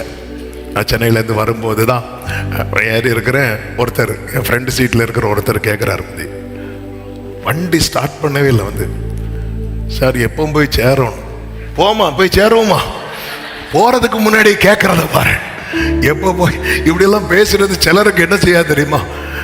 டிக்கெட்லாம் எடுத்தாச்சு எல்லாம் ஓகே. ஆனால் உடனே வண்டியில் ஏறினதுமே நம்ம மைண்டு என்ன சொல்ல ஆரம்பிக்க தெரியுமா? எப்பவும் போய் சேரணும். ஆனால் ஓட்டுறவங்களுக்கு எப்படி இருக்குன்னா, போய் சேர்ந்தா போதும். டிக்கெட் இருக்கு எல்லாருக்கும், திடீர்னு வண்டி வழியில பிரேக் டவுன் ஆச்சுன்னா, நான் ஒருக்கா வந்தேனே சென்னையில இருந்து இங்க ஒரு அதிகாலை 4:45 மணிக்கு திடீர்னு ஏதோ டைம் அடிக்கிறது மாதிரி இருக்கு. நான் போன பஸ் தான். கர்த்தர் கிருபையாய் காத்தார். அங்கிருந்து இங்க டிக்கெட் எல்லாமே, வண்டி வந்து சேரணுமே. அந்த லெக்கை நம்ம அடைஞ்சாதானங்க. லெக்கை அடையணும், அதுக்கு சித்தம் செய்யணும். சித்தம் செய்யணும்னா சித்தம் இன்னது என்பதை அறியணும். ஆண்டவர் சமூகத்தில் இருந்து ஒவ்வொரு நாளும் தேவனால் வழிநடத்தப்பட ஒப்பு கொடுக்கும் போது, ஆமீன், சில நேரம் நமக்கே தெரியாது. யோசேப்புக்கு தெரியுமா, எகிப்துக்கு நான் இதுக்கு தான் போறேன் அப்படின்னு? ஒண்ணுமே தெரியாது. ஆனா தேவனை சார்ந்து நிக்கிற ஒருவன் எடுத்து வைக்கிற ஒவ்வொரு ஸ்டெப்புமே சித்தத்துக்கு உட்பட்டு தான் கர்த்தர் வைப்பாரே தவிர அதற்கு மாறாக வைக்க விடவே மாட்டான். ஆமென் சொல்லுங்க பார்க்கலாம். அடுத்த காரியம், தேவன் நியமித்ததை செய்வதில் கவனமா இருக்கணும். சித்தம் அறிந்தும் ஆயத்தமா, ஆண்டவர் இதுதான் தேவ சித்தமா, அதுக்கு ரெடி ஆகணும், அதை செய்யணும். கர்த்தர் அதுக்கு வேண்டிய கிருபைகள் எல்லாம் நமக்கு தருவார். 1 சாமுவேல் 15வது அதிகாரத்தில் அவன் சவுல் இஸ்ரவேலுக்கு ராஜாவாக தெரிந்தெடுக்கப்படுகிறான். தேவன் அவனை கொண்டு வந்து அபிஷேகித்து அவனை முத்தமிட்டு அவனை தேவன் தெரிந்தெடுக்கிறார். இப்பொழுது கர்த்தர் சாமுவேலை கொண்டு அவனோடு பேசுகிறார். என்ன பேசுகிறார் அப்படின்னா, 2வது வசனத்தை வாசியுங்கள். சேனைகளின் கர்த்தர் சொல்லுகிறது என்னவென்றால், இஸ்ரவேலர் எகிப்திலிருந்து வந்தபோது அமலேக் அவர்களுக்கு வழிமறித்த செய்கையை மனதிலே வைத்திருக்கிறேன். நல்ல கவனமா கேளுங்க. ஆமா, நான் இந்த சம்பவத்தை ரொம்ப டச் பண்ணல, ஆனா இதுல இருக்கிற சில வார்த்தைகளை புரிவதற்காக இந்த சம்பவத்தை எடுத்து சொல்றேன். ஆண்டவர் ஒரு காரியத்தை மனதில் வைத்திருக்கிறார். நீங்க எல்லாம் நல்ல கவனமா கேட்கணும். அவர் மனசுல எந்த காரியம் தெரியுமா? சவுல் வாழ்கிற அந்த நாட்களுக்கு அப்படியே ஒரு 400 வருஷத்துக்கு முன்னாடி நடந்த ஒரு சம்பவம். 400 வருஷத்துக்கு முன்னாக நடந்த ஒரு சம்பவம். 350-400 வருஷத்துக்கு முன்னாக நடந்த ஒரு சம்பவம். என்ன சம்பவம்? இஸ்ரவேலர்கள் புறப்பட்டு வராங்க. ரெவிதீமுக்கு வரும்போது யாரு ஃபைட் பண்ண வராங்க தெரியுமா? வழிமறி அமலேக்கியர் வராங்க. இந்த விஷயம் என் பிள்ளைய வழி தடுக்கிறதுக்கு அமலேக்கியர் வரான். இந்த மேட்டர் யாரு மனசுல வச்சிருந்தார் தெரியுமா? கர்த்தர். அப்போ மனதில் பல 100 ஆண்டுகளாக மனதில் வைத்த ஒரு காரியத்தை இப்ப யாரை வச்சு நிறைவேற்ற தீர்மானிக்கிறார் தெரியுமா? சவுலை வைத்து. இந்த வேர்டு தான் கடந்த நாள்ல என்ன ரொம்ப யோசிக்க வைத்த, தேவ சமூகத்தில் ஒரு விசை கூட அர்ப்பணிக்க வைத்த வார்த்தை. அவர் ஏதோ ஒரு காரியத்தை அல்ல நம்ம மேல தீர்மானித்து வைத்திருப்பது. பல 100 ஆண்டுகளாக அவர் மனதில் வைத்திருக்கிற சில காரியங்கள். இதுக்கு இவன் தான், இதுக்கு இவள் தான் அப்படின்னு அவர் செட் பண்ணி வச்சிருக்கிறார். அதனாலதான் பவுல் சொல்றார், என்னை உண்மை உள்ளவன் என்று எண்ணி அவர் நம்பிட்டார். இந்த விஷயத்தை இவன்கிட்ட கொடுக்கலாம், இவன் செய்வான், இந்த விஷயத்தை இவள்கிட்ட கொடுக்கலாம், இவ செய்வா அப்படின்னு அவர். இதுக்கு முன்னாடி எத்தனை பேர் வந்தாங்க, அவங்களெல்லாம் ஆண்டவர் தள்ளி விட்டு, ஓகே இவனை பண்ணலாம், இவன் இதை செய்வான். நம்ம வாழ்க்கையில தேவன் ஒரு காரியத்தை துவங்குகிறது, தேவன் ஒரு காரியத்தை செய்ய தீர்மானித்திருப்பது என்பது அவர் மனசுல பல ஆண்டுகளாய் இருந்த காரியம், பல ஆண்டுகளாய் இருந்த காரியம். பவுல்கிட்ட கேட்டா சொல்ல, என் விஷயத்துல அவர் ஏன் ரொம்ப பொறுமையா இருந்தார் தெரியுமா? நான் வாங்கின நிருபம் எல்லாமே சபையை இடிக்கிறதுக்கான நிருபம். ஆனா என்னை குறித்து தேவன் ஒரு திட்டம் வைத்திருந்தார். என்ன திட்டம்? இந்த வேதத்துல ஆமென் சில புத்தகங்கள் எழுதப்பட வேண்டும். அதற்கு கர்த்தர் என்ன பயன்படுத்துவதற்கு திட்டம் வைத்திருக்கிறார். ஓ ஜீசஸ், ஆமென். அதனாலதான் பவுல் சொல்ற, இதுக்கு நான் பாத்திரவானே கிடையாது. இதற்கு நான் பாத்திரமானே கிடையாது, நான் அப்போஸ்தலர் என்று எண்ணப்படுவதற்கு நான் பாத்திரமான. இன்னைக்கு ஏதோ ஒரு உங்களுக்கு ஒரு கிருபையை தந்து, உங்களுக்கு ஒரு தாளந்தை தந்து, உங்களுக்கு ஒரு வாய்ப்பை தந்து, உங்களுக்கு ஒரு ஸ்தானத்தில் ஏற்படுத்தி கர்த்தர் ஒன்றை செய்கிறார்னா இது ஏதோ திடீர்னு முளைத்ததல்ல. பல ஆண்டுகளுக்கு முன்பதாகவே அவர் மனதில் வைத்திருந்த காரியம். ஆமென் சொல்லுங்க பார்க்கலாம். எத்தனை 100 ஆண்டுகள். ஆமென் ஹல்லேலூயா. அப்ப ஆண்டவரே, இன்னைக்கு ஒரு காரியத்தை என்ன கொண்டு நீங்க செய்யணும்னு தீர்மானிக்கும் போது, இதுக்கு எனக்கு முன்னாடி எத்தனை பேர் போயிருப்பாங்கப்பா. என்னிலும் பக்தன்மார், என்னிலும் சக்தன்மார், எத்தனையோ பேர், எத்தனை பேர் ஆண்டவரே இன்னைக்கு கேட்கிறா. அன்பு சகோதர, அன்பு சகோதரி, கர்த்தர் ஏதோ ஒன்றை உங்ககிட்ட வெளிப்படுத்தணும்னு வர்றது உங்களுக்கு ஃபீல் ஆகுது. கர்த்தர் ஏதோ பேசணும்னு நினைக்கிறார், ஏதோ சொல்லணும்னு நினைக்கிறார். கடந்த நாள் ஒரு சகோதரர் அவன் கையை பிடிச்சிட்டு அழுறாரு. என்ன சொல்லி அழுறாருன்னா, ஆண்டவர் ஏதோ என்கிட்ட சொல்லணும்னு விரும்புறார், எனக்கு பயமா இருக்குன்னு சொல்லி அழுறார். ஆமென். இதெல்லாம் ஏன் ஆண்டவர், சில நேரத்தில் நமக்கு தோணும், இதெல்லாம் ஏன் ஆண்டவர் என்கிட்ட சொல்றீங்க, இதெல்லாம் ஏன் ஆண்டவர் என்கிட்ட பேசுறீங்க. மோசைக்கு அப்படிதான் தோணுச்சு. இதை ஏன் ஆண்டவர் 400 வருஷம் கழிச்சு அப்படின்னாரு. 400 வருஷமா மனசுல இருந்த காரியத்தை முச்சடியில எழுந்தருளி மோசை கிட்ட அன்னைக்கு பேசினார். அடுத்து 400 வருஷம் மனசுல இருந்த காரியத்தை இன்னைக்கு சவுல்ட்ட பேசுறார். ஹல்லேலூயா. இப்படி எத்தனை 100 ஆண்டுகளாய் அவர் மனதில் இருக்கிற காரியத்துக்கு தேவன் கிருபையாய் நம்மை தாயின் கருவில் தோன்றும் முன்னமே தெரிந்தெடுத்திருக்கிற தயவை எண்ணி எத்தனை பேர் ஆண்டவருக்கு ஸ்தோத்திரம் செலுத்துகிறீர்கள். இந்த சவுல் என்ன பண்றார் தெரியுமா? நன்றாக ஆரம்பிக்கிறான். இந்த சவுல் என்ன பண்ணுகிறான்? அவன் ஆட்களை எல்லாம் சேர்த்து அவன் கேனியரை பார்த்து சொல்லுகிறான், கேனியரே, நாங்க அமலேக்கியரை அட்டாக் பண்ண போறோம், உங்களுக்கு சேதம் வராதபடிக்கு நீங்க என்ன பண்ணுங்க, அவர்களை விட்டு பிரிந்து போங்கள் என்று சொல்லுகிறான். ஆமாம். அப்ப எவ்வளவு நல்ல ஷார்ப்பா ஆரம்பிக்கிறான் பாருங்க. ஆண்டவர் வேண்டாம்னு சொல்றது வேண்டாம், அவ்வளவுதான். ஆமென். ஆண்டவர் எதை வேண்டான்னு வைக்கிறாரோ அதுதான் வேண்டான்னு வைக்கணும். கர்த்தருக்கு மகிமை உண்டாவதாக. சில கேனியர் ஆகிய நம்மை சார்ந்த சகோதரர்களுக்குள்ளே அமலேக்கியன் என்கிற சில சுபாவங்கள் இருக்கும். நம்ம என்ன பண்ணுவோம் தெரியுமா? அந்த கேனியரையும் சேர்த்து வேண்டான்னு வைப்போம். அப்படி வைக்க கூடாது. நம்ம எதை தான் அழிக்கணும் தெரியுமா? அமலேக்கியனை தான் அழிக்கணுமே தவிர கேனியர். அந்த 6வது வசனத்தை வாசிக்கலாம். சவுல் கேனியரை பார்த்து, அமலேக்கியரோட கூட உங்களையும் மாறிக்கொள்ளாதபடிக்கு அவர்கள் நடுவிலிருந்து புறப்பட்டு விலகி போடுங்கள். இஸ்ரவேல் எகிப்திலிருந்து வந்தபோது நீங்கள் அவர்கள் எல்லாருக்கும் தயவு செய்தீர்கள் என்றான். அப்படியே கேனியர் அமலேக்கியர் நடுவிலிருந்து, அப்போ நல்ல அமலேக்கியர் நடுவிலிருந்து நல்லா புரிஞ்சுக்கோங்க. இங்க 2 கூட்டத்தார் இருக்கிறாங்க. கேனியர் இருக்கிறாங்க, அமலேக்கியர் இருக்கிறாங்க. நான் சரித்திரத்துக்குள் ரொம்ப போகல, நான் ஆவிக்குரிய கண்ணோட்டத்தோடு சொல்றேன். இன்னைக்கு சிலர் நமக்கு தீமை செய்வாங்க தெரியுமா? அவங்க ஒரு காலத்துல ஏதோ ஒரு விதத்துல நமக்கு நன்மையா இருந்தவர்கள். நம்ம அவங்களுக்குள்ள இருக்கிற அந்த தீமையாகிய அமலேக்கை தான் நம்ம பகைக்கணுமே தவிர அந்த கேனியரை நம்ம என்ன செஞ்சிடக்கூடாது. நல்லா ஆரம்பிக்கிறான் பவுல். நமக்கு ஒரு காரியம் ஒரு நாள் செஞ்சது பிடிக்கலன்னதும் அந்த நபரையே நம்ம அவாய்ட் பண்ணிடும். வேண்டவே வேண்டாம் அப்படின்னு. தேவ சித்தத்துக்கு உட்பட்டவன் இதுல ரொம்ப கேர்ஃபுல்லா இருக்கணும். ஒரு குறி சொல்லுகிற ஆவி உடையவள் பவுலும் சீலாவும் போகிற இடத்துல எல்லாம் வந்து நின்று பேசிட்டே இருப்பா. பவுல் கொஞ்ச நாள் பார்த்துட்டே இருந்தார். அவளும் தாங்க முடியாம ஆவியிலே சினம் கொண்டு அவர் யாரை கண்டம் பண்ணுவார் தெரியுமா? அந்த அம்மா ஒன்னும் சொல்ல மாட்டாரு. அந்த அம்மாவை பிடிச்சிருக்கிற அந்த ஆவியே, குறி சொல்லுகிற ஆவியே, இவளை விட்டு போ அப்படிம்பாரு. அது போயிட்டு இந்த அம்மா ஹீல் ஆயிட்டு. ஆமென். நமக்கு யுத்தம் மாம்சத்தோடு இரத்தத்தோடு அல்ல அல்ல. இப்படி இதனால நமக்குள்ள எத்தனை பேரை பகைக்கிறோம் தெரியுமா? இயேசு பகையை சிலுவையிலே கொன்றார் என்று பைபிள்ல இருக்கு. பகை எங்க வாழாது தெரியுமா? இது பகை எங்க வாழாது? பகை சிலுவையில் வாழாது. சிலுவை இல்லாமல் வேறு எங்கும் பகை சாகாது. எனக்குள்ள இன்னும் நான் பகையை வச்சிருக்கிறேன்னா நான் இன்னும் சிலுவையில் அறையப்படவில்லை. ஆமென். பகை சிலுவையில் வாழாது. கேனியரை நீ செப்பரேட் பண்ணிருக்கணும். உங்க பிள்ளைகளுக்குள்ள சில தீமையான காரியம் இருக்கா, பிள்ளைய வேண்டாம் வைக்க கூடாது. அந்த அமலே காட்டிக்கணும். அதுக்குதான் அபிஷேகம், அதுக்குதான் கிருபை. ஒரு ஆமென் சத்தமா. தாவீது இன்ஸ்ட்ருமெண்ட வாசித்தது சவுல விரட்டுறதுக்கு அல்ல, சவுலுக்குள்ள இருக்கிற பொல்லாத ஆவியை விரட்டுறதுக்கு.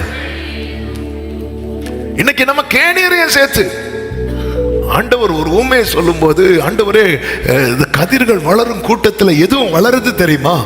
களைகள் வருது. ஆண்டவர் வெயிட் பண்ணு வெயிட் பண்ணு, இப்ப அவசரப்படாத, அறுப்பு நாள்ல பார்த்துக்கலாம். இப்ப ஏன் ஆண்டவர் அவசரப்படக்கூடாது? இப்ப நீ 4 களையை பிடுங்கிறது மேட்டர் இல்லப்பா, அதோடு கூட எதுவும் வந்துரும் தெரியுமா? அந்த கதிரும் வந்துடும், அது போயிடக்கூடாது. ஏன்னா அதுக்காக வடித்த தண்ணீர் இருக்கிறது, அதற்காக பட்ட பிரயாசம் இருக்கிறது. அந்த பிரயாசத்தின் பலனை பார்க்கணும். களை மட்டும்தான் எரிக்கப்படணும், கதிர் நாசமாயிடக்கூடாது. கரெக்டா ஒரு தேவ பிள்ளை இதுல ரொம்ப கேர்ஃபுல்லா இருக்கும். இதனால எத்தனை நாட்கள் நெடுநாட்கள் பகையை சுமந்துட்டு இருக்கிறோமே.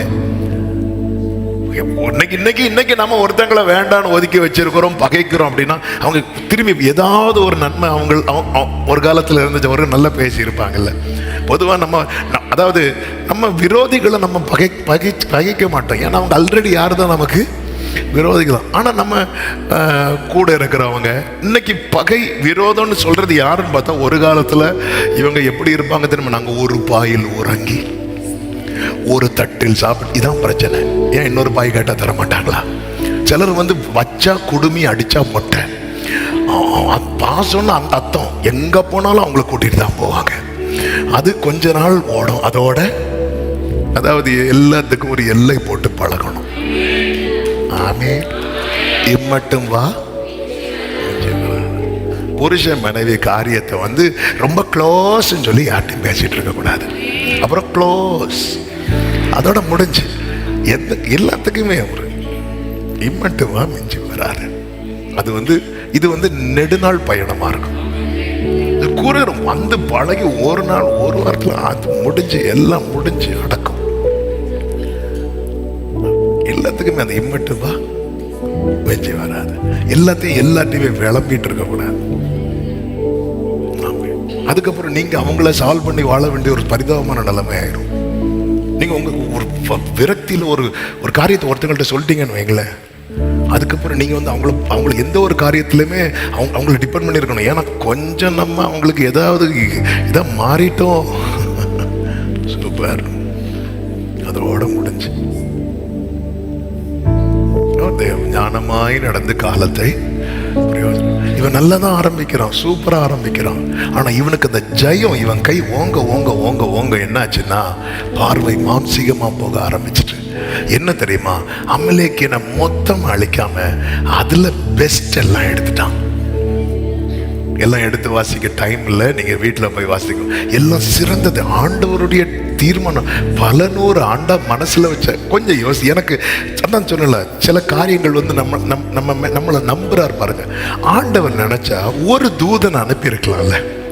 இசைக்கிய நாட்கள்ல ஒரு தூதனை அனுப்பின போது எத்தனை பேர் மாண்டார்கள் தெரியுமா?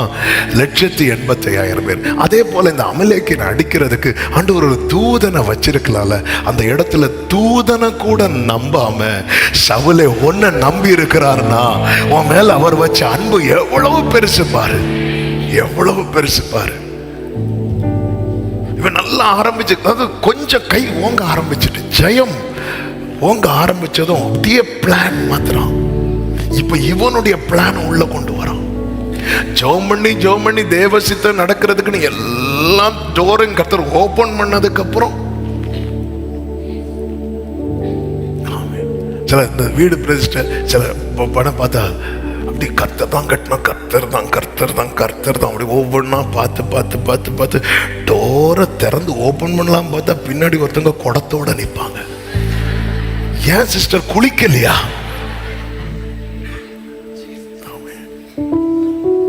இடியுதா?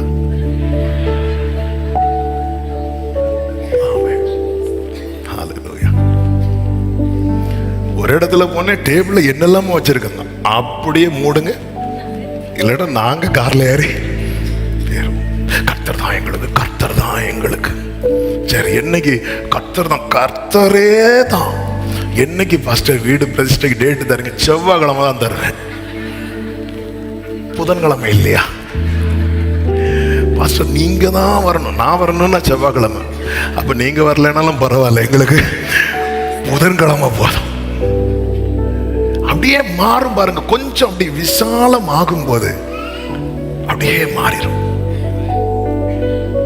விசாலம் ஆகும் போது அதாவது எனக்கு என்ன கிடைக்கும், நேர மலையில கொண்டு போய் விட்டாங்க. குளோரிய பாக்குறார், சூப்பரா இருக்கு. அப்படியே இருக்கிறாங்க. மெதுவா பேதுரு கேட்கிறார், ஆண்டவரே இப்படியே இருந்துருமா? ஒரே மிதி ஓடி இருக்கீழ. அவன் பரலோகத்தின் சாவியை வாங்கிட்டு மேல ஒளிச்சிருக்கிறியா நீ? கீழே போ. சிலர் கீ வாங்கினதுக்கு அப்புறம் ஆளை காணாது. பரலோகத்தின் சாவி முந்தின அதிகாரத்துல தான் கொடுப்பாரு. 16வது அதிகாரத்தில் வச்சுக்கோ, நீ தான் எல்லாருக்கும் திறந்து கொடுக்கணும் பேதுரு, வச்சுக்கோ. இவர் 17வது அதிகாரத்துல மேல போய் உள்ள உட்காந்துருந்து இங்கேயே இருந்துருமா. அதாவது வேற யாரும் வரக்கூடாது. உமக்கு ஒரு கூடாரம், எலியாவுக்கு ஒரு கூடாரம், மோசைக்கு ஒரு கூடாரம். இவருக்கு ஏன் கேட்கலன்னா இவருக்கு என்னன்னா அப்படி இயேசு கூடாரத்துக்குள்ள என்ட்ராய் போயிடலாம். அப்ப வேற யாரும் வர வேண்டாமா? சிலருக்கு என்னன்னா யாரு வராங்களோ இல்லையோ நான் பரலோகம் போயிருவேன்.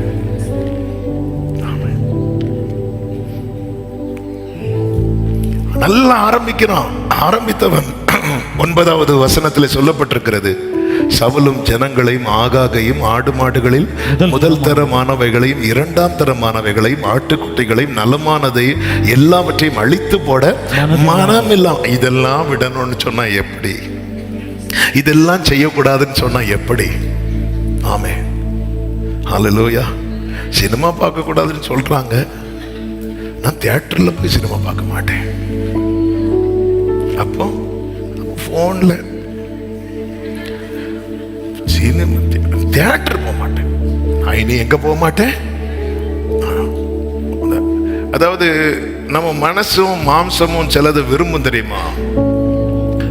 நம்முடைய மனசு மாம்சம் விரும்புகிற விருப்பத்துக்கு நம்ம இடம் கொடுக்க ஆரம்பிச்சிட்டோம்னா நம்மளால அமலேக்கின அழிக்கவே முடியாது. நமக்குள்ள இருக்கிற அபிஷேகத்தை நம்ம கனவீனப்படுத்த ஆரம்பிச்சிடும். இவன் நினைச்சிருந்தா அழிச்சிருக்கலாம், ஆனா இவனுக்கு மனசு இல்லை. அவன் எதை அழிக்கிறான் தெரியுமா? அற்பமானவைகளையும் உதவாதவைகளையும் சகல வஸ்துக்கள்.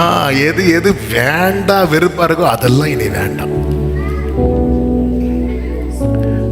ஆமே, இப்படி செய்யறான் பாருங்க. இது கர்த்தருக்கு என்னவாயிட்டு தெரியுமா? மனஸ்தாபத்தை உண்டாக்குது. அடுத்த நாள் சாமுவேல் புறப்பட்டு வருகிறான். புறப்பட்டு வரும்போது வேதம் இந்த வேர்டை நீங்க கவனிக்கணும். ஆமென். 12-13 வசனங்களை பார்க்கும்போது சவுல் என்ன பண்றான் தெரியுமா? கர்மேலுக்கு தனக்கு ஒரு ஜெயஸ்தம்பத்தை நாட்டுகிறான். இப்போ ஜனங்கள் எல்லாரும் சவுலுக்கு கிடைச்ச வெற்றியை புகழ ஆரம்பிக்கிறாங்க. சாமுவேல் வருகிறான். 13வது வசனத்துல சாமுவேல் வரும்போது சவுல் சொன்ன வார்த்தை என்ன தெரியுமா? நீர் கர்த்தரால் ஆசீர்வதிக்கப்பட்டவர். அடுத்த வார்த்தை, கர்த்தருடைய வார்த்தையை நிறைவேற்றினேன். அப்படி சொல்லும் போது அடுத்த வார்த்தை சாமுவேல் சொல்லுவார் பாருங்க. அதற்கு சாமுவேல், அப்படியானால் என் காதுகளில் விழுகிற சத்தம் என்ன அப்படின்னு கேட்கிறான். இந்த வேர்டை ஆமென் தியானிக்கும் போது ஆவியானவர் பேசின வார்த்தை நல்ல கவனிங்க. என் வாழ்க்கையில ஆமென் நான் ஆண்டவர் ஒரு காரியத்தை செய்யன்னு சொல்லியிருப்பார்.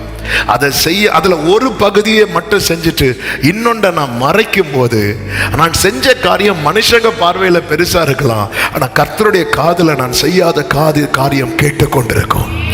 நீ கர்த்தருடைய வார்த்தையை நிறைவேற்றினேன்னு சொன்னியே, அப்ப என் காதுகளில் கேட்கிற ஆடுகளின் சத்தமும் மாடுகளின் சத்தமும் என்ன என்ன அப்படி கேட்கும் போது சவுல் சொல்றாரு, இது ஜனங்க சொன்னாங்க பலி செலுத்துறதுக்கு ஏதுவா இருக்கணும். யுத்தத்துக்கு போகும்போது நீ கர்த்தருடைய சத்தம் கேட்டு போன, உன் கை ஓங்க ஆரம்பிச்சதும் உன்னை சுத்தி இருக்கிறவங்க சத்தம் கேட்க ஆரம்பிச்சுட்ட. இன்னைக்கு இதுதானங்க நம்முடைய வாழ்க்கையில் நடந்து இருக்கிறது. நம்முடைய வாழ்க்கையில ஒண்ணுமே இல்லாம இருக்கும்போது நமக்கு கை கொடுக்க கூட யாரும் கிடையாது. அந்த நேரத்துல முழுமையா நம்ம கர்த்தருடைய சத்தம் கேட்டு கால் எடுத்து வைத்தோம். நம்முடைய வாழ்க்கையில உயர்வும் நன்மையும் மேன்மையும் வர ஆரம்பிச்சதும் நம்மளை சுற்றிலும் சொந்தங்கள் உறவுகள் சூழ்ந்து கொண்டு அநேக காரியங்களை சொல்லி அந்த சத்தத்துக்கு செவி சாய்த்து நம்முடைய வாழ்க்கையில கர்த்தருடைய வார்த்தையை பூரணமாய் நிறைவேற்ற கூடாமல் நாம் இருக்கிறோம். இன்னைக்கு அவர் காதுகளிலே ஆடுகளின் சத்தம் மாடுகளின் சத்தம் கேட்டுக் கொண்டிருக்கிறது. அப்பொழுது இவன் சில நியாயங்களை சொல்லுகிறான். நியாயங்களை சொல்லும் போது சாமுவேல் சொன்ன வார்த்தை என்ன தெரியுமா? 16வது வசனத்தை வாசிக்கலாம். அப்பொழுது சாமுவேல் அந்த பேச்சை, அதன் அர்த்தம் என்ன? உன் நியாயத்தை நான் கேட்க விரும்பல, கர்த்தருடைய சித்தத்தை நிறைவேற்றாதவன் சொல்லுகிற நியாயத்தை, சொல்லுகிற ரீசனை பரலோகம் கேட்க விரும்பாது. இதுதானே இயேசுவும் சொன்னார். வாசலுக்கு வெளியே நின்று அநேகர் சொல்றாங்க, உம்முடைய நாமத்தினாலே தீர்க்க தரிசனம் உரைத்தோமே, அப்படி பண்ணோமே, இப்படி அவங்களுடைய நியாயத்தை எடுத்து வைக்கும் போது இயேசு வாயை அடைக்கிறார். அக்கிரம செய்கைக்காரரே, அகண்டு போ, பேசாத, போயிரு அப்படின்ட்டார். சொல்லிவிட்டு அந்த அமலேக்கு ராஜாவை அழைத்து கொண்டு வா என்று சொல்லும் போது அவன் அழைத்து கொண்டு வரப்படுகிறான். பாருங்கள், 16வது அதிகாரம் அதனுடைய 32வது வசனம். பின்பு சாமுவேல் அமலேக்கின் ராஜாவாகிய ஆகாக என்னிடத்தில் கொண்டு வாருங்கள் என்றான். ஆகாக் சந்தோஷமாய் அவனிடத்தில் வந்து, எப்படி வந்தானா? சந்தோஷமாய். இன்னைக்கு செய்தியை கேட்கிற அன்பு சகோதரா சகோதரி, தேவனை மனஸ்தாபப்படுத்தி சத்துருவை மகிழ விடாதே, சத்துருவை மகிழ விடாதே, பிசாசை மகிழ விடாதே. தேவனை மனஸ்தாபப்படுத்துகிறவன் சத்துருவை மகிழ விடுகிறான். ஹல்லேலூயா. சித்தம் செய்வதிலே கவனமாக இருக்க வேண்டும். பல 100 ஆண்டுகளாய் மனதில் வைத்திருந்த காரியத்தை கர்த்தர் சாமுவேலை வச்சு செய்யலாம், சவுலை வச்சு செய்யலாம் பார்த்தா அவன் கை ஓங்க ஆரம்பிச்சதும், அவனுக்கு கொஞ்சம் விசாலம் உண்டாக ஆரம்பிச்சதும், இன்னைக்கு வாழ்க்கையில கொஞ்சம் மேன்மை, கொஞ்சம் உயர்வு வர ஆரம்பிச்சதும், ஆமே, நாம் நம்முடைய ராஜ்யத்தை குறித்து யோசிக்க ஆரம்பிக்கிறோம். ஹல்லேலூயா. தேவ சித்தம் செய்வதில் கவனமாயிருங்கள்.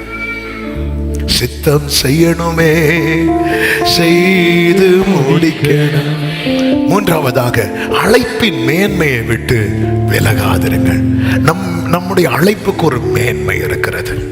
எப்படி நம்முடைய சரீரத்தில் இருக்கிற ஒவ்வொரு அவயவங்களுக்கும் ஒவ்வொரு உபயோகம் இருக்கிறதோ, அதே போல நம் ஒவ்வொருவருக்கென்று கர்த்தர் ஒரு மேன்மையை வைத்திருக்கிறார்.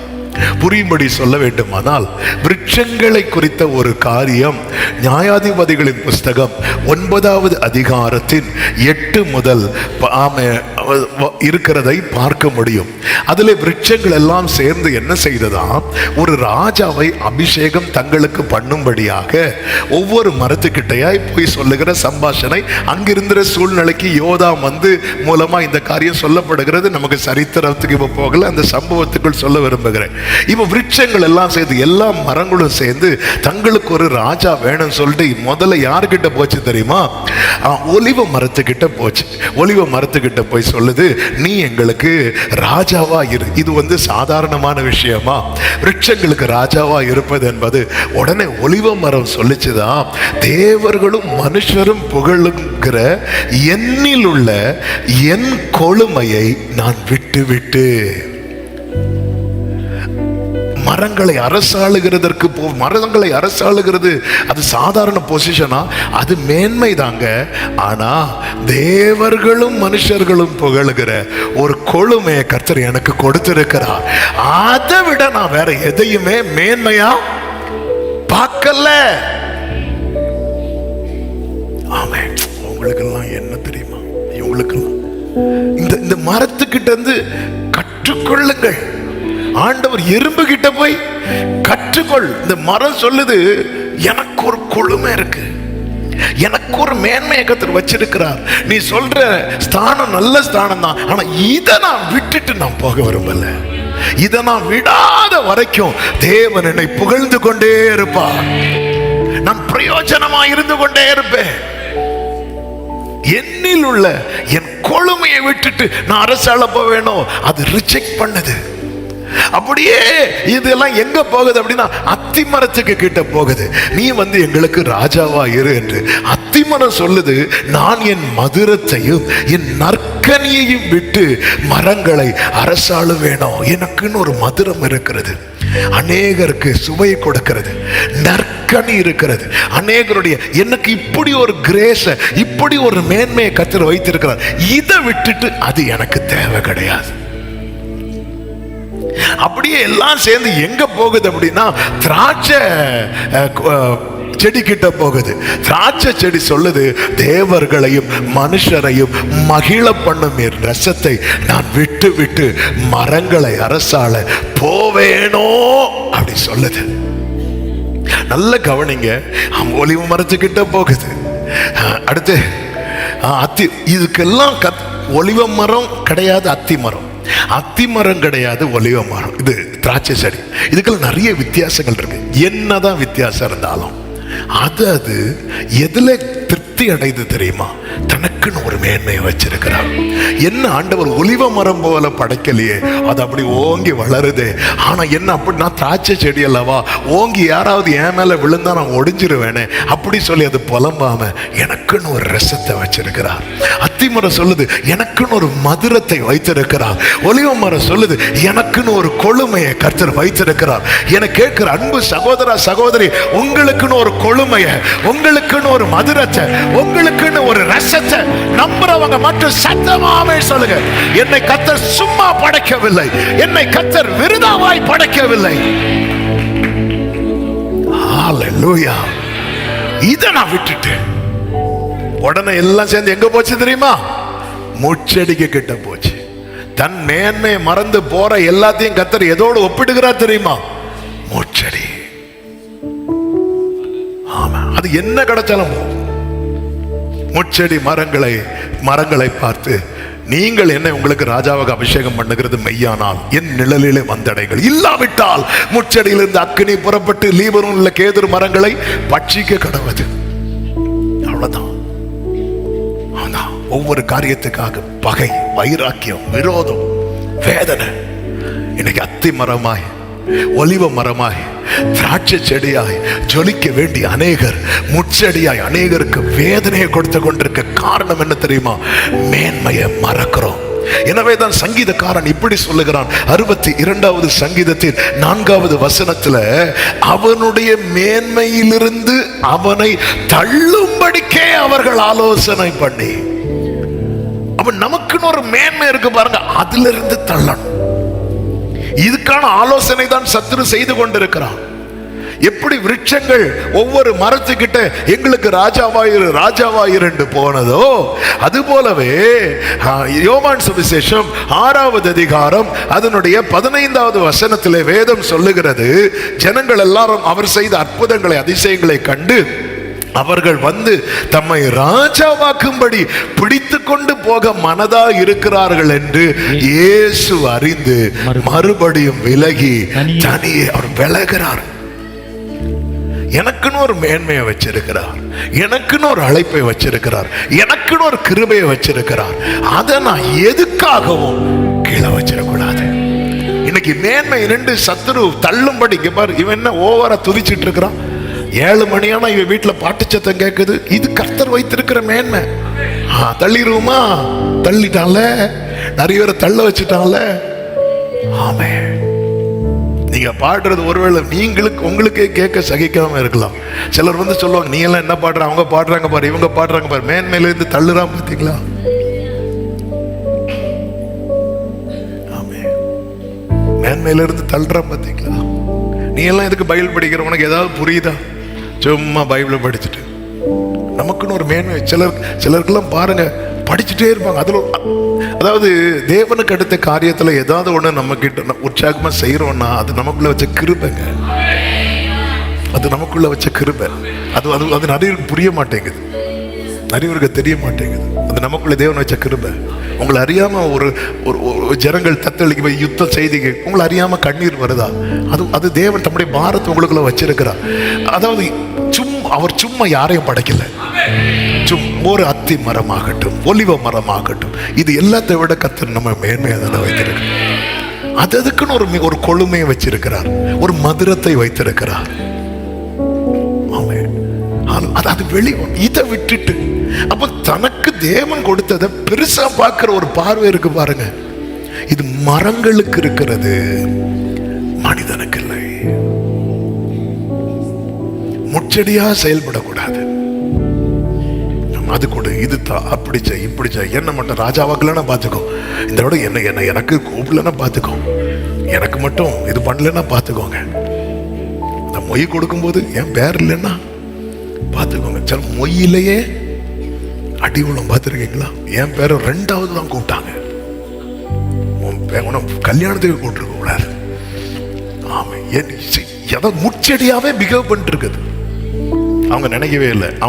அவங்களுக்கு வீட்டுக்கு உள்ள போயிருந்து கார்டு கொடுத்தாங்க, எனக்கு வாசலுக்கு வெளியே வச்சுட்டு போனாங்க. இனி வாய்க்குள்ளே கொண்டு வைக்கணும். அவங்க வீட்டுக்கு வந்திருப்பாங்க, நீங்க வீட்டுல இருந்திருக்க மாட்டீங்க, அவங்க வாசல்ல வச்சுட்டு போயிருந்திருப்பாங்க. முச்சடியா தான் நாங்க பிஹேவ் பண்ணிட்டு இருக்கிறோம். நமக்குன்னு ஒரு மேன்மை இருக்குல்ல. ஆமென். எனக்குன்னு ஒரு கொழுமை இருக்கிறது, எனக்குன்னு ஒரு மதுரம் இருக்கிறது, எனக்குன்னு ஒரு ரசம் இருக்கிறது. கர்த்தர் அதனாலதான் இன்னும் உயிரோட வைத்திருக்கிறார். ஏசாயால ஒரு வசனம் இருக்குல்ல, திராட்சை செடியில, அது எந்த வசனம்? ஏசாயா 65 எடுத்தா சொல்றேன், இல்லைன்னா விட்டுறேன். ஏசாயா 65 ஆமென் 8வது வசனம். கர்த்தர் சொல்லுகிறது என்னவென்றால், ஒரு திராட்சை குலையில், ஒரு திராட்சை குலையில் ரசம் காணப்படும் போது அதை அழிக்காதே. அதுல என்ன இருக்கிறது? ஆசீர்வாதம் உண்டு. இன்னைக்கும் நிர்மூலமாகாம கர்த்தர் வச்சிருக்க காரணம் என்ன தெரியுமா? உங்களுக்குள்ளே ஆசீர்வாதம் இருக்கிறது. நம்புறவங்க மட்டும் ஆமென் சொல்லுங்க. எத்தனை மரண கண்ணிகள் வந்தது, எத்தனை போராட்டங்கள் வந்தது, அதுக்குள்ள இன்னும் ரசம் இருக்குப்பா. இன்னும் 4 பேருக்கு அவன் பிரயோஜனப்பட போறான், இன்னும் 4 பேருக்கு அவன் பிரயோஜனப்பட போறான். நம்புறவங்க மட்டும் கைகளை உயர்த்தி ஒரு ஆமென் சொல்லுங்க பார்க்கலாம். இந்த திராட்சை குலைக்குள்ள ரசம் எத்தனை பலவீனங்கள் வந்தது, போராட்டங்கள் வந்தது, ஆக்சிடென்ட் வந்தது, மரண விளிம்பு வந்தது. அழிச்சிராத, தொற்றாத, சங்கார தூதன் சொல்ற கைய வச்சிராத. அவனுக்குள்ள ஆசீர்வாதம் இருக்கிறது, அவனுக்குள்ள ஆசீர்வாதம் இருக்கிறது. ஆமென் சொல்லுங்க பார்க்கலாம். அழைப்பின் மேன்மையை விட்டு விலகாதீங்க. இக்கரைக்கு அக்கறை பச்சையாதான் தெரியும். அழைப்பின் மேன்மையை விட்டு, அதான் உனக்குரியதை பற்றி கொண்டிரு. ஆண்டவர் அவனுக்கு 5, இவனுக்கு 2, அவனுக்கு 1. நம்ம இப்படி பார்த்துட்டு இருக்கிறோம். ரிசல்ட் பார்த்தீங்களா? எல்லாரும் எங்க தான் போறாங்க தெரியுமா? எஜமானுடைய சந்தோஷத்துக்குள்ள. அது அர்த்தம் என்ன?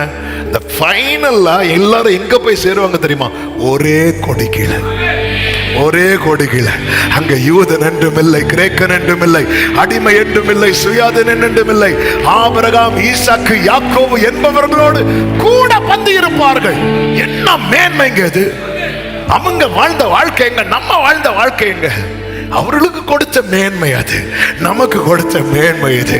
ஹல்லேலூயா. நம்ம சிங்கத்தின் வாயை கிழிக்கிற அளவுக்கு பலம் நமக்கு இல்லை.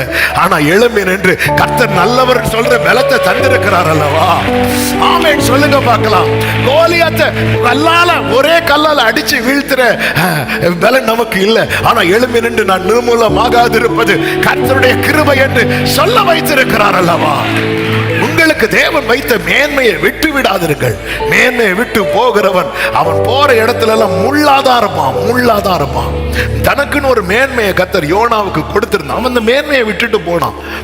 அவன் போனதுனால அந்த படகுல இருந்த கப்பல் இருந்து அத்தனை பேரும் பாதிக்கப்பட்டாங்க.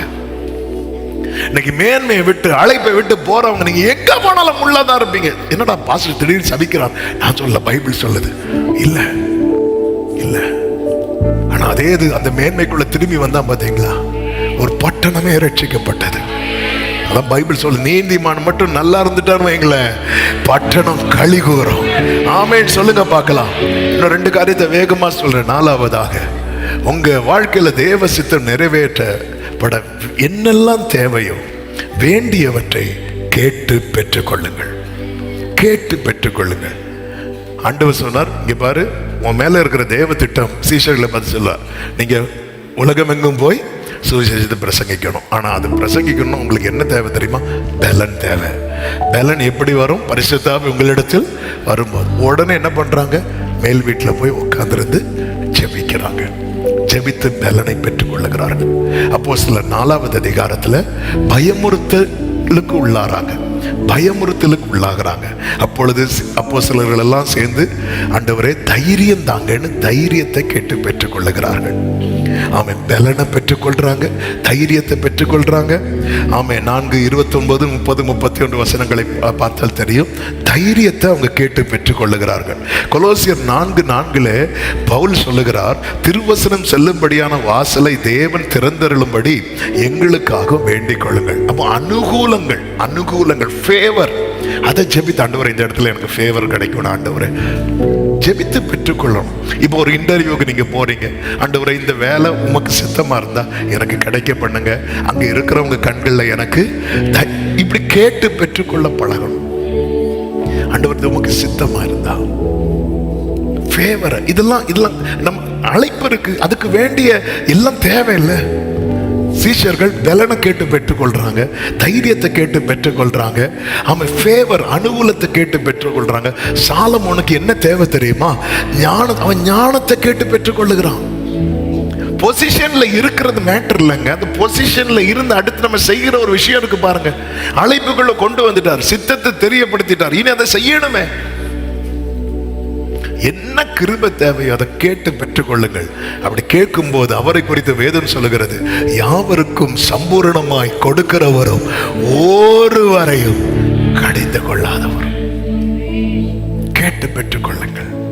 ஆமென் சொல்லுங்க பார்க்கலாம். அடுத்து காரியத்தை கிரகிக்கக்கூடிய, அதாவது புரிந்து கொள்ளக்கூடிய தெளிவான மனக்கண்கள், பிரகாசம் உள்ள மனக்கண்கள். ஆண்டவர்கிட்ட கேட்கணும், எனக்கு அந்த பார்வையை தாங்க ஆண்டவரே, எது உம்முடைய வழி, எது சத்துருவின் வழி, நான் அறியணும், எனக்கு அந்த பிரகாசம் உள்ள மனக்கண்களை தாங்க. ஒவ்வொரு தேவ பிள்ளை ஆண்டவர்கிட்ட கேட்டு பெற்றுக்கொள்ளணும். கேட்டு பெற்று, நம்ம மேல ஒரு பெரிய திட்டம் இருக்கிறது. கேட்டு பெற்று எப்பொழுதுமே அந்த சத்தம் காதுல கேட்கணும்பா. நான் வலதுபுறம் இடதுபுறம் சாயும் போது வழி அது எனக்கு ஆண்டவர் சொல்லிட்டார், அதனால நான் போறேன். போய் இந்த சவுளை மாதிரி மாட்டிட்டு இருக்க கூடாது. கொஞ்சத்துல வார்த்தையின்படி செஞ்சுட்டு மீதியெல்லாம் நம்ம சுத்தி இருக்கிறவங்க ஆலோசனையின்படியெல்லாம் நடப்பித்துட்டு நம்ம லைஃப்ல வேர்டு இல்லாம போயிடும். சவுல் வாழ்க்கையில வந்து தோல்வி என்ன தெரியுமா? வேர்டு இல்லாம போயிட்டு. ஏன்னா வேற சத்தத்துக்கு இடம் கொடுத்து தேவனுக்கு மனஸ்தாபத்தை உண்டாக்குற வாழ்க்கையில வேர்டு இல்லாம போயிடும். வேர்டு இல்லாம போயிட்டுன்னு வைங்களேன், அது நம்ம லைஃப் வந்து எப்படி முடியும்னே தெரியாது. அதான் சவுல் மரித்த போது தாவீது எப்படி அழுதான் தெரியுமா? ஒரு அபிஷேகம் இல்லாத செத்தது போல செத்துட்டானே. ஒரு தேவ பிள்ளை மரித்தது போல அவன் மரிக்கலையே, ஒரு ராஜா மரிக்கிறது போல மரிக்கலையே. வேர்டு இல்லாத வாழ்க்கை அப்படித்தாங்க இருக்கும். வார்த்தை இல்லாத வாழ்க்கை ஒழுங்கின்மையாய், வார்த்தை வந்ததுக்கு அப்புறம் தானே வெளிச்சம் வந்துச்சு, வெளிச்சம் வந்ததுக்கு அப்புறம் தானே ஒழுங்கின்மை மாறுச்சு. ஆமே, ஆனா வார்த்தையே வரல, வேர்டு இல்லைன்னா.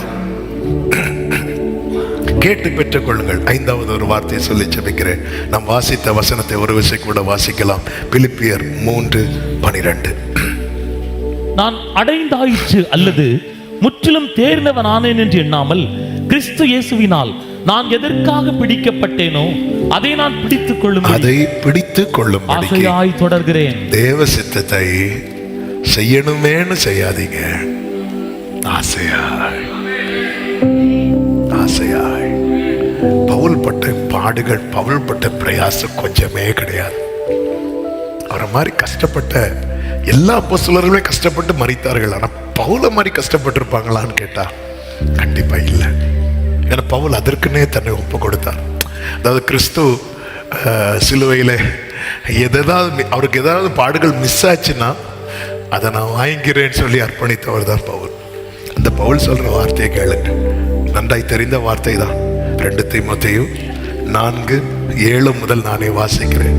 நல்ல போராட்டத்தை போராடினேன், ஓட்டத்தை முடித்தேன், விசுவாசத்தை காத்து கொண்டேன். இது முதல் நீதியின் கிரீடம் எனக்காக வைக்கப்பட்டிருக்கிறது. நீதியுள்ள நியாயாதிபதியாகிய கர்த்தர் அந்நாளிலே அதை எனக்கு தந்தருளுவார் சொல்லிட்டு ஃபுல் ஸ்டாப் வைக்காம அடுத்து சொல்றார் பாருங்க, எனக்கு மட்டுமல்ல அவர் பிரசன்னமாகுதலை ஆசையா இருக்கிறான் பாரு. அதாவது பவுல் பட்ட பாடுகளங்க, நாம எங்க? பவுல் எப்படி அதனாலதான் சொன்னேன், நம்ம எல்லாம் கடைசியில எங்கதான் கொண்டு வந்து விடுவார் தெரியுமா? ஒரு பேனர்ல இவ்வளவு பாடுகள், இத்தனை சாட்டையடிகள், இத்தனை அவமானங்கள், இத்தனை கல்லெறிஞ்சு செத்துட்டான்னு சொல்லி விடப்பட்டவன், பாம்பு கடிச்சவன், கப்பல் உடைஞ்சு கடல்ல தள்ளப்பட்டவன். அவர் சொல்றான், இவ்வளவு பாடுபட்ட எனக்கு அவர் வச்சிருக்கிறார்ல, எனக்கு மட்டும் இல்ல, அவரை பார்க்கணும்னு ஆசையா இருக்கிற பாரு, உனக்கும் வச்சிருக்கிறார். ஓ, அதான் அவருடைய பிரசன்னமாகுதலை பவுல் எப்படி எழுதியிருக்கணும் தெரியுமா? நான் இப்படி போராடி இப்படி கஷ்டப்பட்டேன், என்ன மாதிரி கஷ்டப்படுகிற ஒவ்வொருவருக்கும். அப்படி இல்லை, இதோ பரலோக பாரு, அவரை பார்க்கணும்னு இந்த பூமியில ஒருத்தன் துடிச்சிட்டு இருக்கிறான் பாரு. நான் கல்லடிப்பட்டு துடிக்கிறேன். எனக்கு மட்டும் இல்லப்பா, நீ அவரை பார்க்கணும் தானே ஆசையா இருக்கிற, அவர்கிட்ட போகணும் தானே நீ அந்த ட்ராக்ல நிக்கிற. இவ்வளோ கஷ்டப்பட்ட எனக்கு வச்சிருக்கிறது போல அவர் மேல ஆசையா இருக்கிற, அவர் மேல ஆசையா இருக்கிற உனக்கு வச்சிருக்கிறா. இயேசுவின் மேல ஆசையா இருக்கிற. பவுல மாதிரி பாடுபட முடியுமா? ஆனா இயேசுவின் மேல ஆசையா இருக்க முடியும்.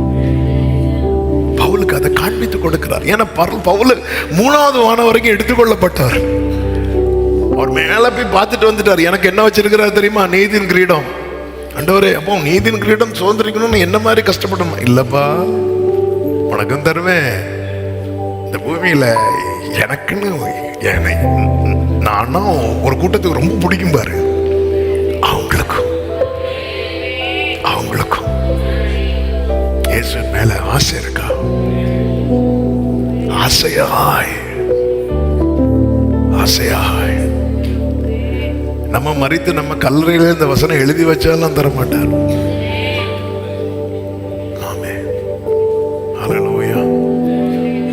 வேற என்ன எழுதி வைக்கிறது? எழுதி வைப்போம். எனக்கு மாத்திரமல்ல. என்ன பார்வைங்க! இதே இது பரிசேயனா இருந்தா சொல்லிருப்பானா? இப்படி கள்ளப்பை சொல்லிருப்பான், எனக்கு தருவார், வேற யாருக்கும் தரமாட்டார். ஆனா பரலோகத்துக்குரியவர் சொல்லுவான், எனக்கு மட்டும் இல்ல. அவன் பவுல, நாங்களும் கல்லுலாம் அடிபட்டு வரணுமா? நீ அவர் மேல ஆசையாரு, அவருடைய பிரசன்னமாகுதலை விரும்புகிற.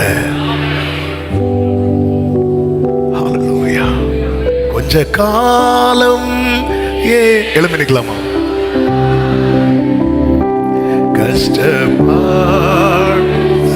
நீங்க அப்படி எழுப்புங்க. ஒரே ஒரு வசனம் மட்டும் வாசிங்க, நம்ம ஜெபிக்கலாம். 2 கொரிந்தியர் 5:2.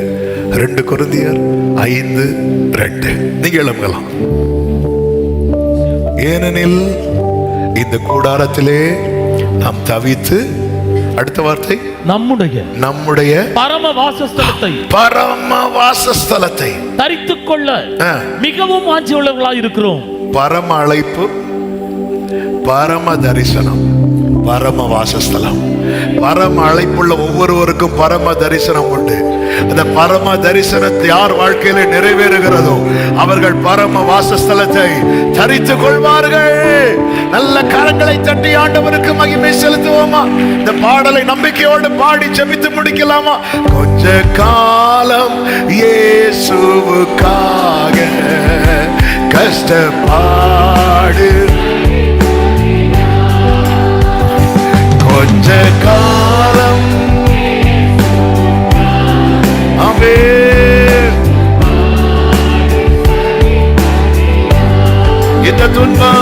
இந்த துன்பம் இன்பமாய் மாறும். இயேசுவை நான் காணும் போது அவர் பாதம் glory ஆனந்த கண்ணீர்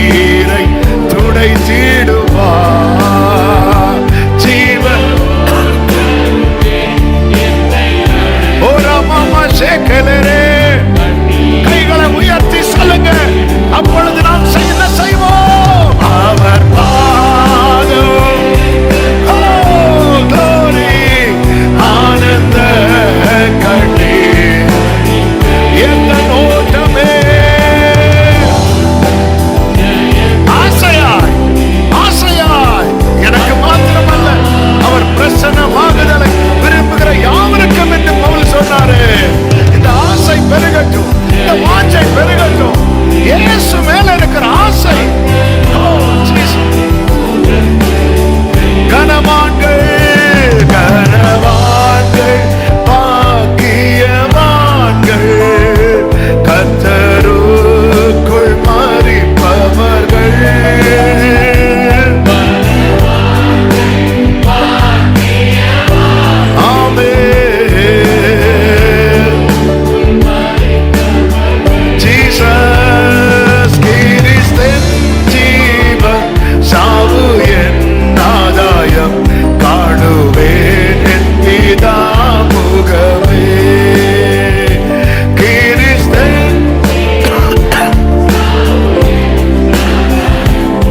அர்ப்பணிப்போடு கைகளை உயர்த்தி சொல்வோம். பலியாக, காணிக்கையாக, பலியாக சித்தத்துக்கு முழுமையாய் விட்டுக் கொடுக்கிறோம், அர்ப்பணிக்கிறோம். நம்முடைய சித்தம் பரலோகத்தில் செய்யப்படுவது போல இந்த பூமியிலையும் செய்யப்படுவதாக. உடனமா கரவா சத்தனரே, எத்தனை பேர் ஏக்கத்தோடு கேட்கிறீர்களே, என்னை ஏற்றுக்கொள்ளும் இயேசு ஆண்டவரே, ஏழை நான் என்றும் அடிமை.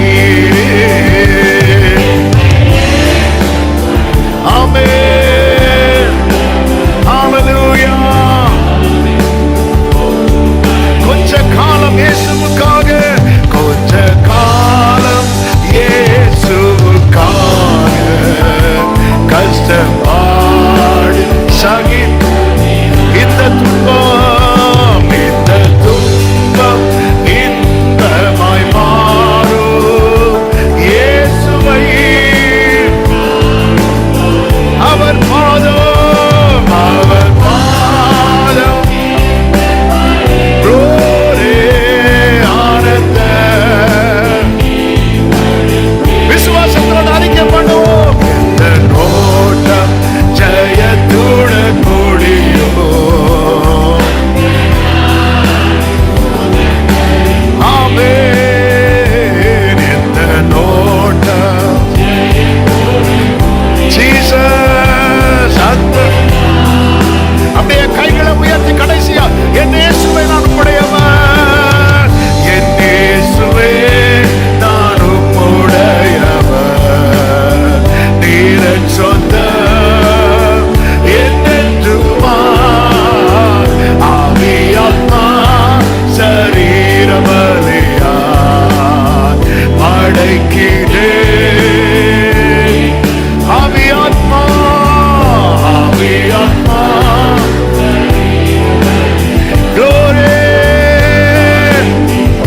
நல்ல கரங்களை தட்டி தேவனுக்கு மகிமை. முழு பலத்தோடு, முழு பலத்தோடு சித்தம் செய்யணும், செய்து முடிக்கணும், ஆசையாய் தொடரணும். கிருபை தார், கிருபை தார், கிருபை தார். சித்தம் செய்யணும், ஆசையாய் தொடரணும். பவுல் சொல்ற, எனக்கு மட்டுமல்ல, அவருடைய பிரசன்னமாகுதலை விரும்புகிற ஒவ்வொருவருக்கும். வலது கரத்தை வானத்துக்கு நேராக உயர்த்தி இடது கரத்தை இதயத்தில் வைத்து, ஆண்டவரே, என்னுடைய ஆசை வந்து உங்களை தான் பற்றி இருக்கணும். என் ஆசை உண்மையை பற்றி இருக்கணும். ஆண்டவரே, கிருபை செய்வீராக, கிருபை செய்வீராக. ஆசையெல்லாம்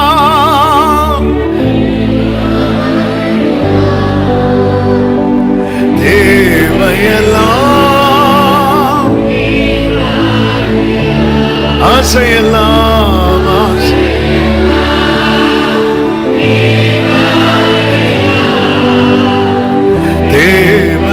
தேவையெல்லாம் ரட்சகரே, ரட்சகரே,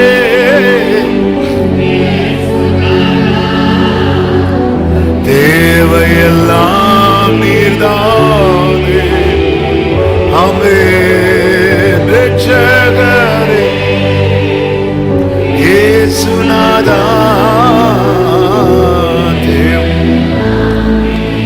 பரிசுத்த பிதாவே, நல்ல தகப்பனே, நம்முடைய பிரசன்னத்துக்காக நன்றி.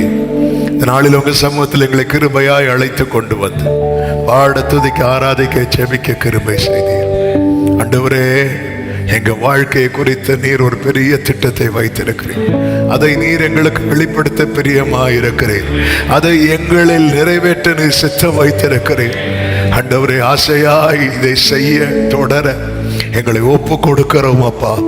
இந்த நிலையை விட்டு, இந்த லைனை விட்டு, இந்த ட்ராக்கை விட்டு எவ்விதத்தில் விலகாதபடி கர்த்தர் பாதுகாப்பீராக. மகிமையானவைகளுக்கு மேலெல்லாம் காவல் உண்டாயிருக்கும் என்ற வார்த்தையின்படி ஒவ்வொருவரையும் பாதுகாத்து எல்லார் வாழ்க்கையிலும் சித்தம் பூரணமாகி ஆண்டவர் அந்த ஜீவ கிரீடத்தை, வாடாத கிரீடத்தை, அந்த மகிமையுள்ள கிரீடத்தை சுதந்தரிக்க கர்த்தர் கிருபை செய்வீராக. நீர் எங்கள் மேல் வைத்த பரம அழைப்புக்காக ஸ்தோத்திரம்.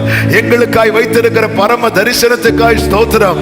எங்களுக்காய் ஆயத்தம் பண்ணுகிற பரம வாசஸ்தலத்துக்காக ஸ்தோத்திரம். ஆண்டவரே, ஆண்டவரே, இந்த அழைப்பை பெற்ற அத்தனை பேரும் நீர் வைத்திருக்கிற தரிசனத்தை நிறைவேற்றி அந்த பரம வாசஸ்தலத்தை தரித்துக் கொள்ள, அந்த மகிமை மேல் மகிமை அடைய கர்த்தர் அனுகிரகம் செய்வீராக என்று ஜெபிக்கிறோம்.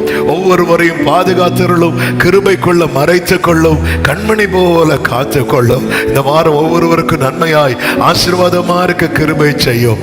கையின் கிரியைகளை ஆசீர்வதிங்க. எக்ஸாம் எழுதுகிற பிள்ளைகளுக்கு நல்ல ஞானம், கிருபைகளை கொடுத்து நல்ல ஜெயத்தை காண பண்ணுவீராக. ஒவ்வொருவர் மேலும் கிருபை இருக்கட்டும். தேவன் பாதுகாத்தருளும். யுத்தங்கள் நிறுத்தப்படட்டும். சமாதானம் உண்டாகட்டும். நல்ல செய்திகளை கேட்க பண்ணி உடைய நாமத்திற்கே மகிமை வரப்படும். எல்லா கன மகிமை உமக்கே செலுத்துகிறோம். இரட்சகர் இயேசுவின் நாமத்தில் பிதாவே, ஆமென். சேர்ந்து சொல்லுவோம், என் ஆத்துமாவே கர்த்தரை ஸ்தோத்திரி, என் ஆத்துமாவே கர்த்தரை ஸ்தோத்திரி. கர்த்தர் செய்த சகல உபகாரங்களை மறவாதே. ஆமென். நம்முடைய கர்த்தராகிய இயேசு கிறிஸ்துவின் கிருபையும், பிதாவாகிய தேவனுடைய அன்பும், பரிசுத்த ஆவியானவருடைய ஐக்கியமும், சிநேகமும், பாதுகாவலும் நம் அனைவரோடும், எல்லா பரிசுத்தவான்களோடு கூட கர்த்தருடைய வருகை மட்டும் தங்கி இருப்பதாக. ஆமென். ஹல்லேலூயா.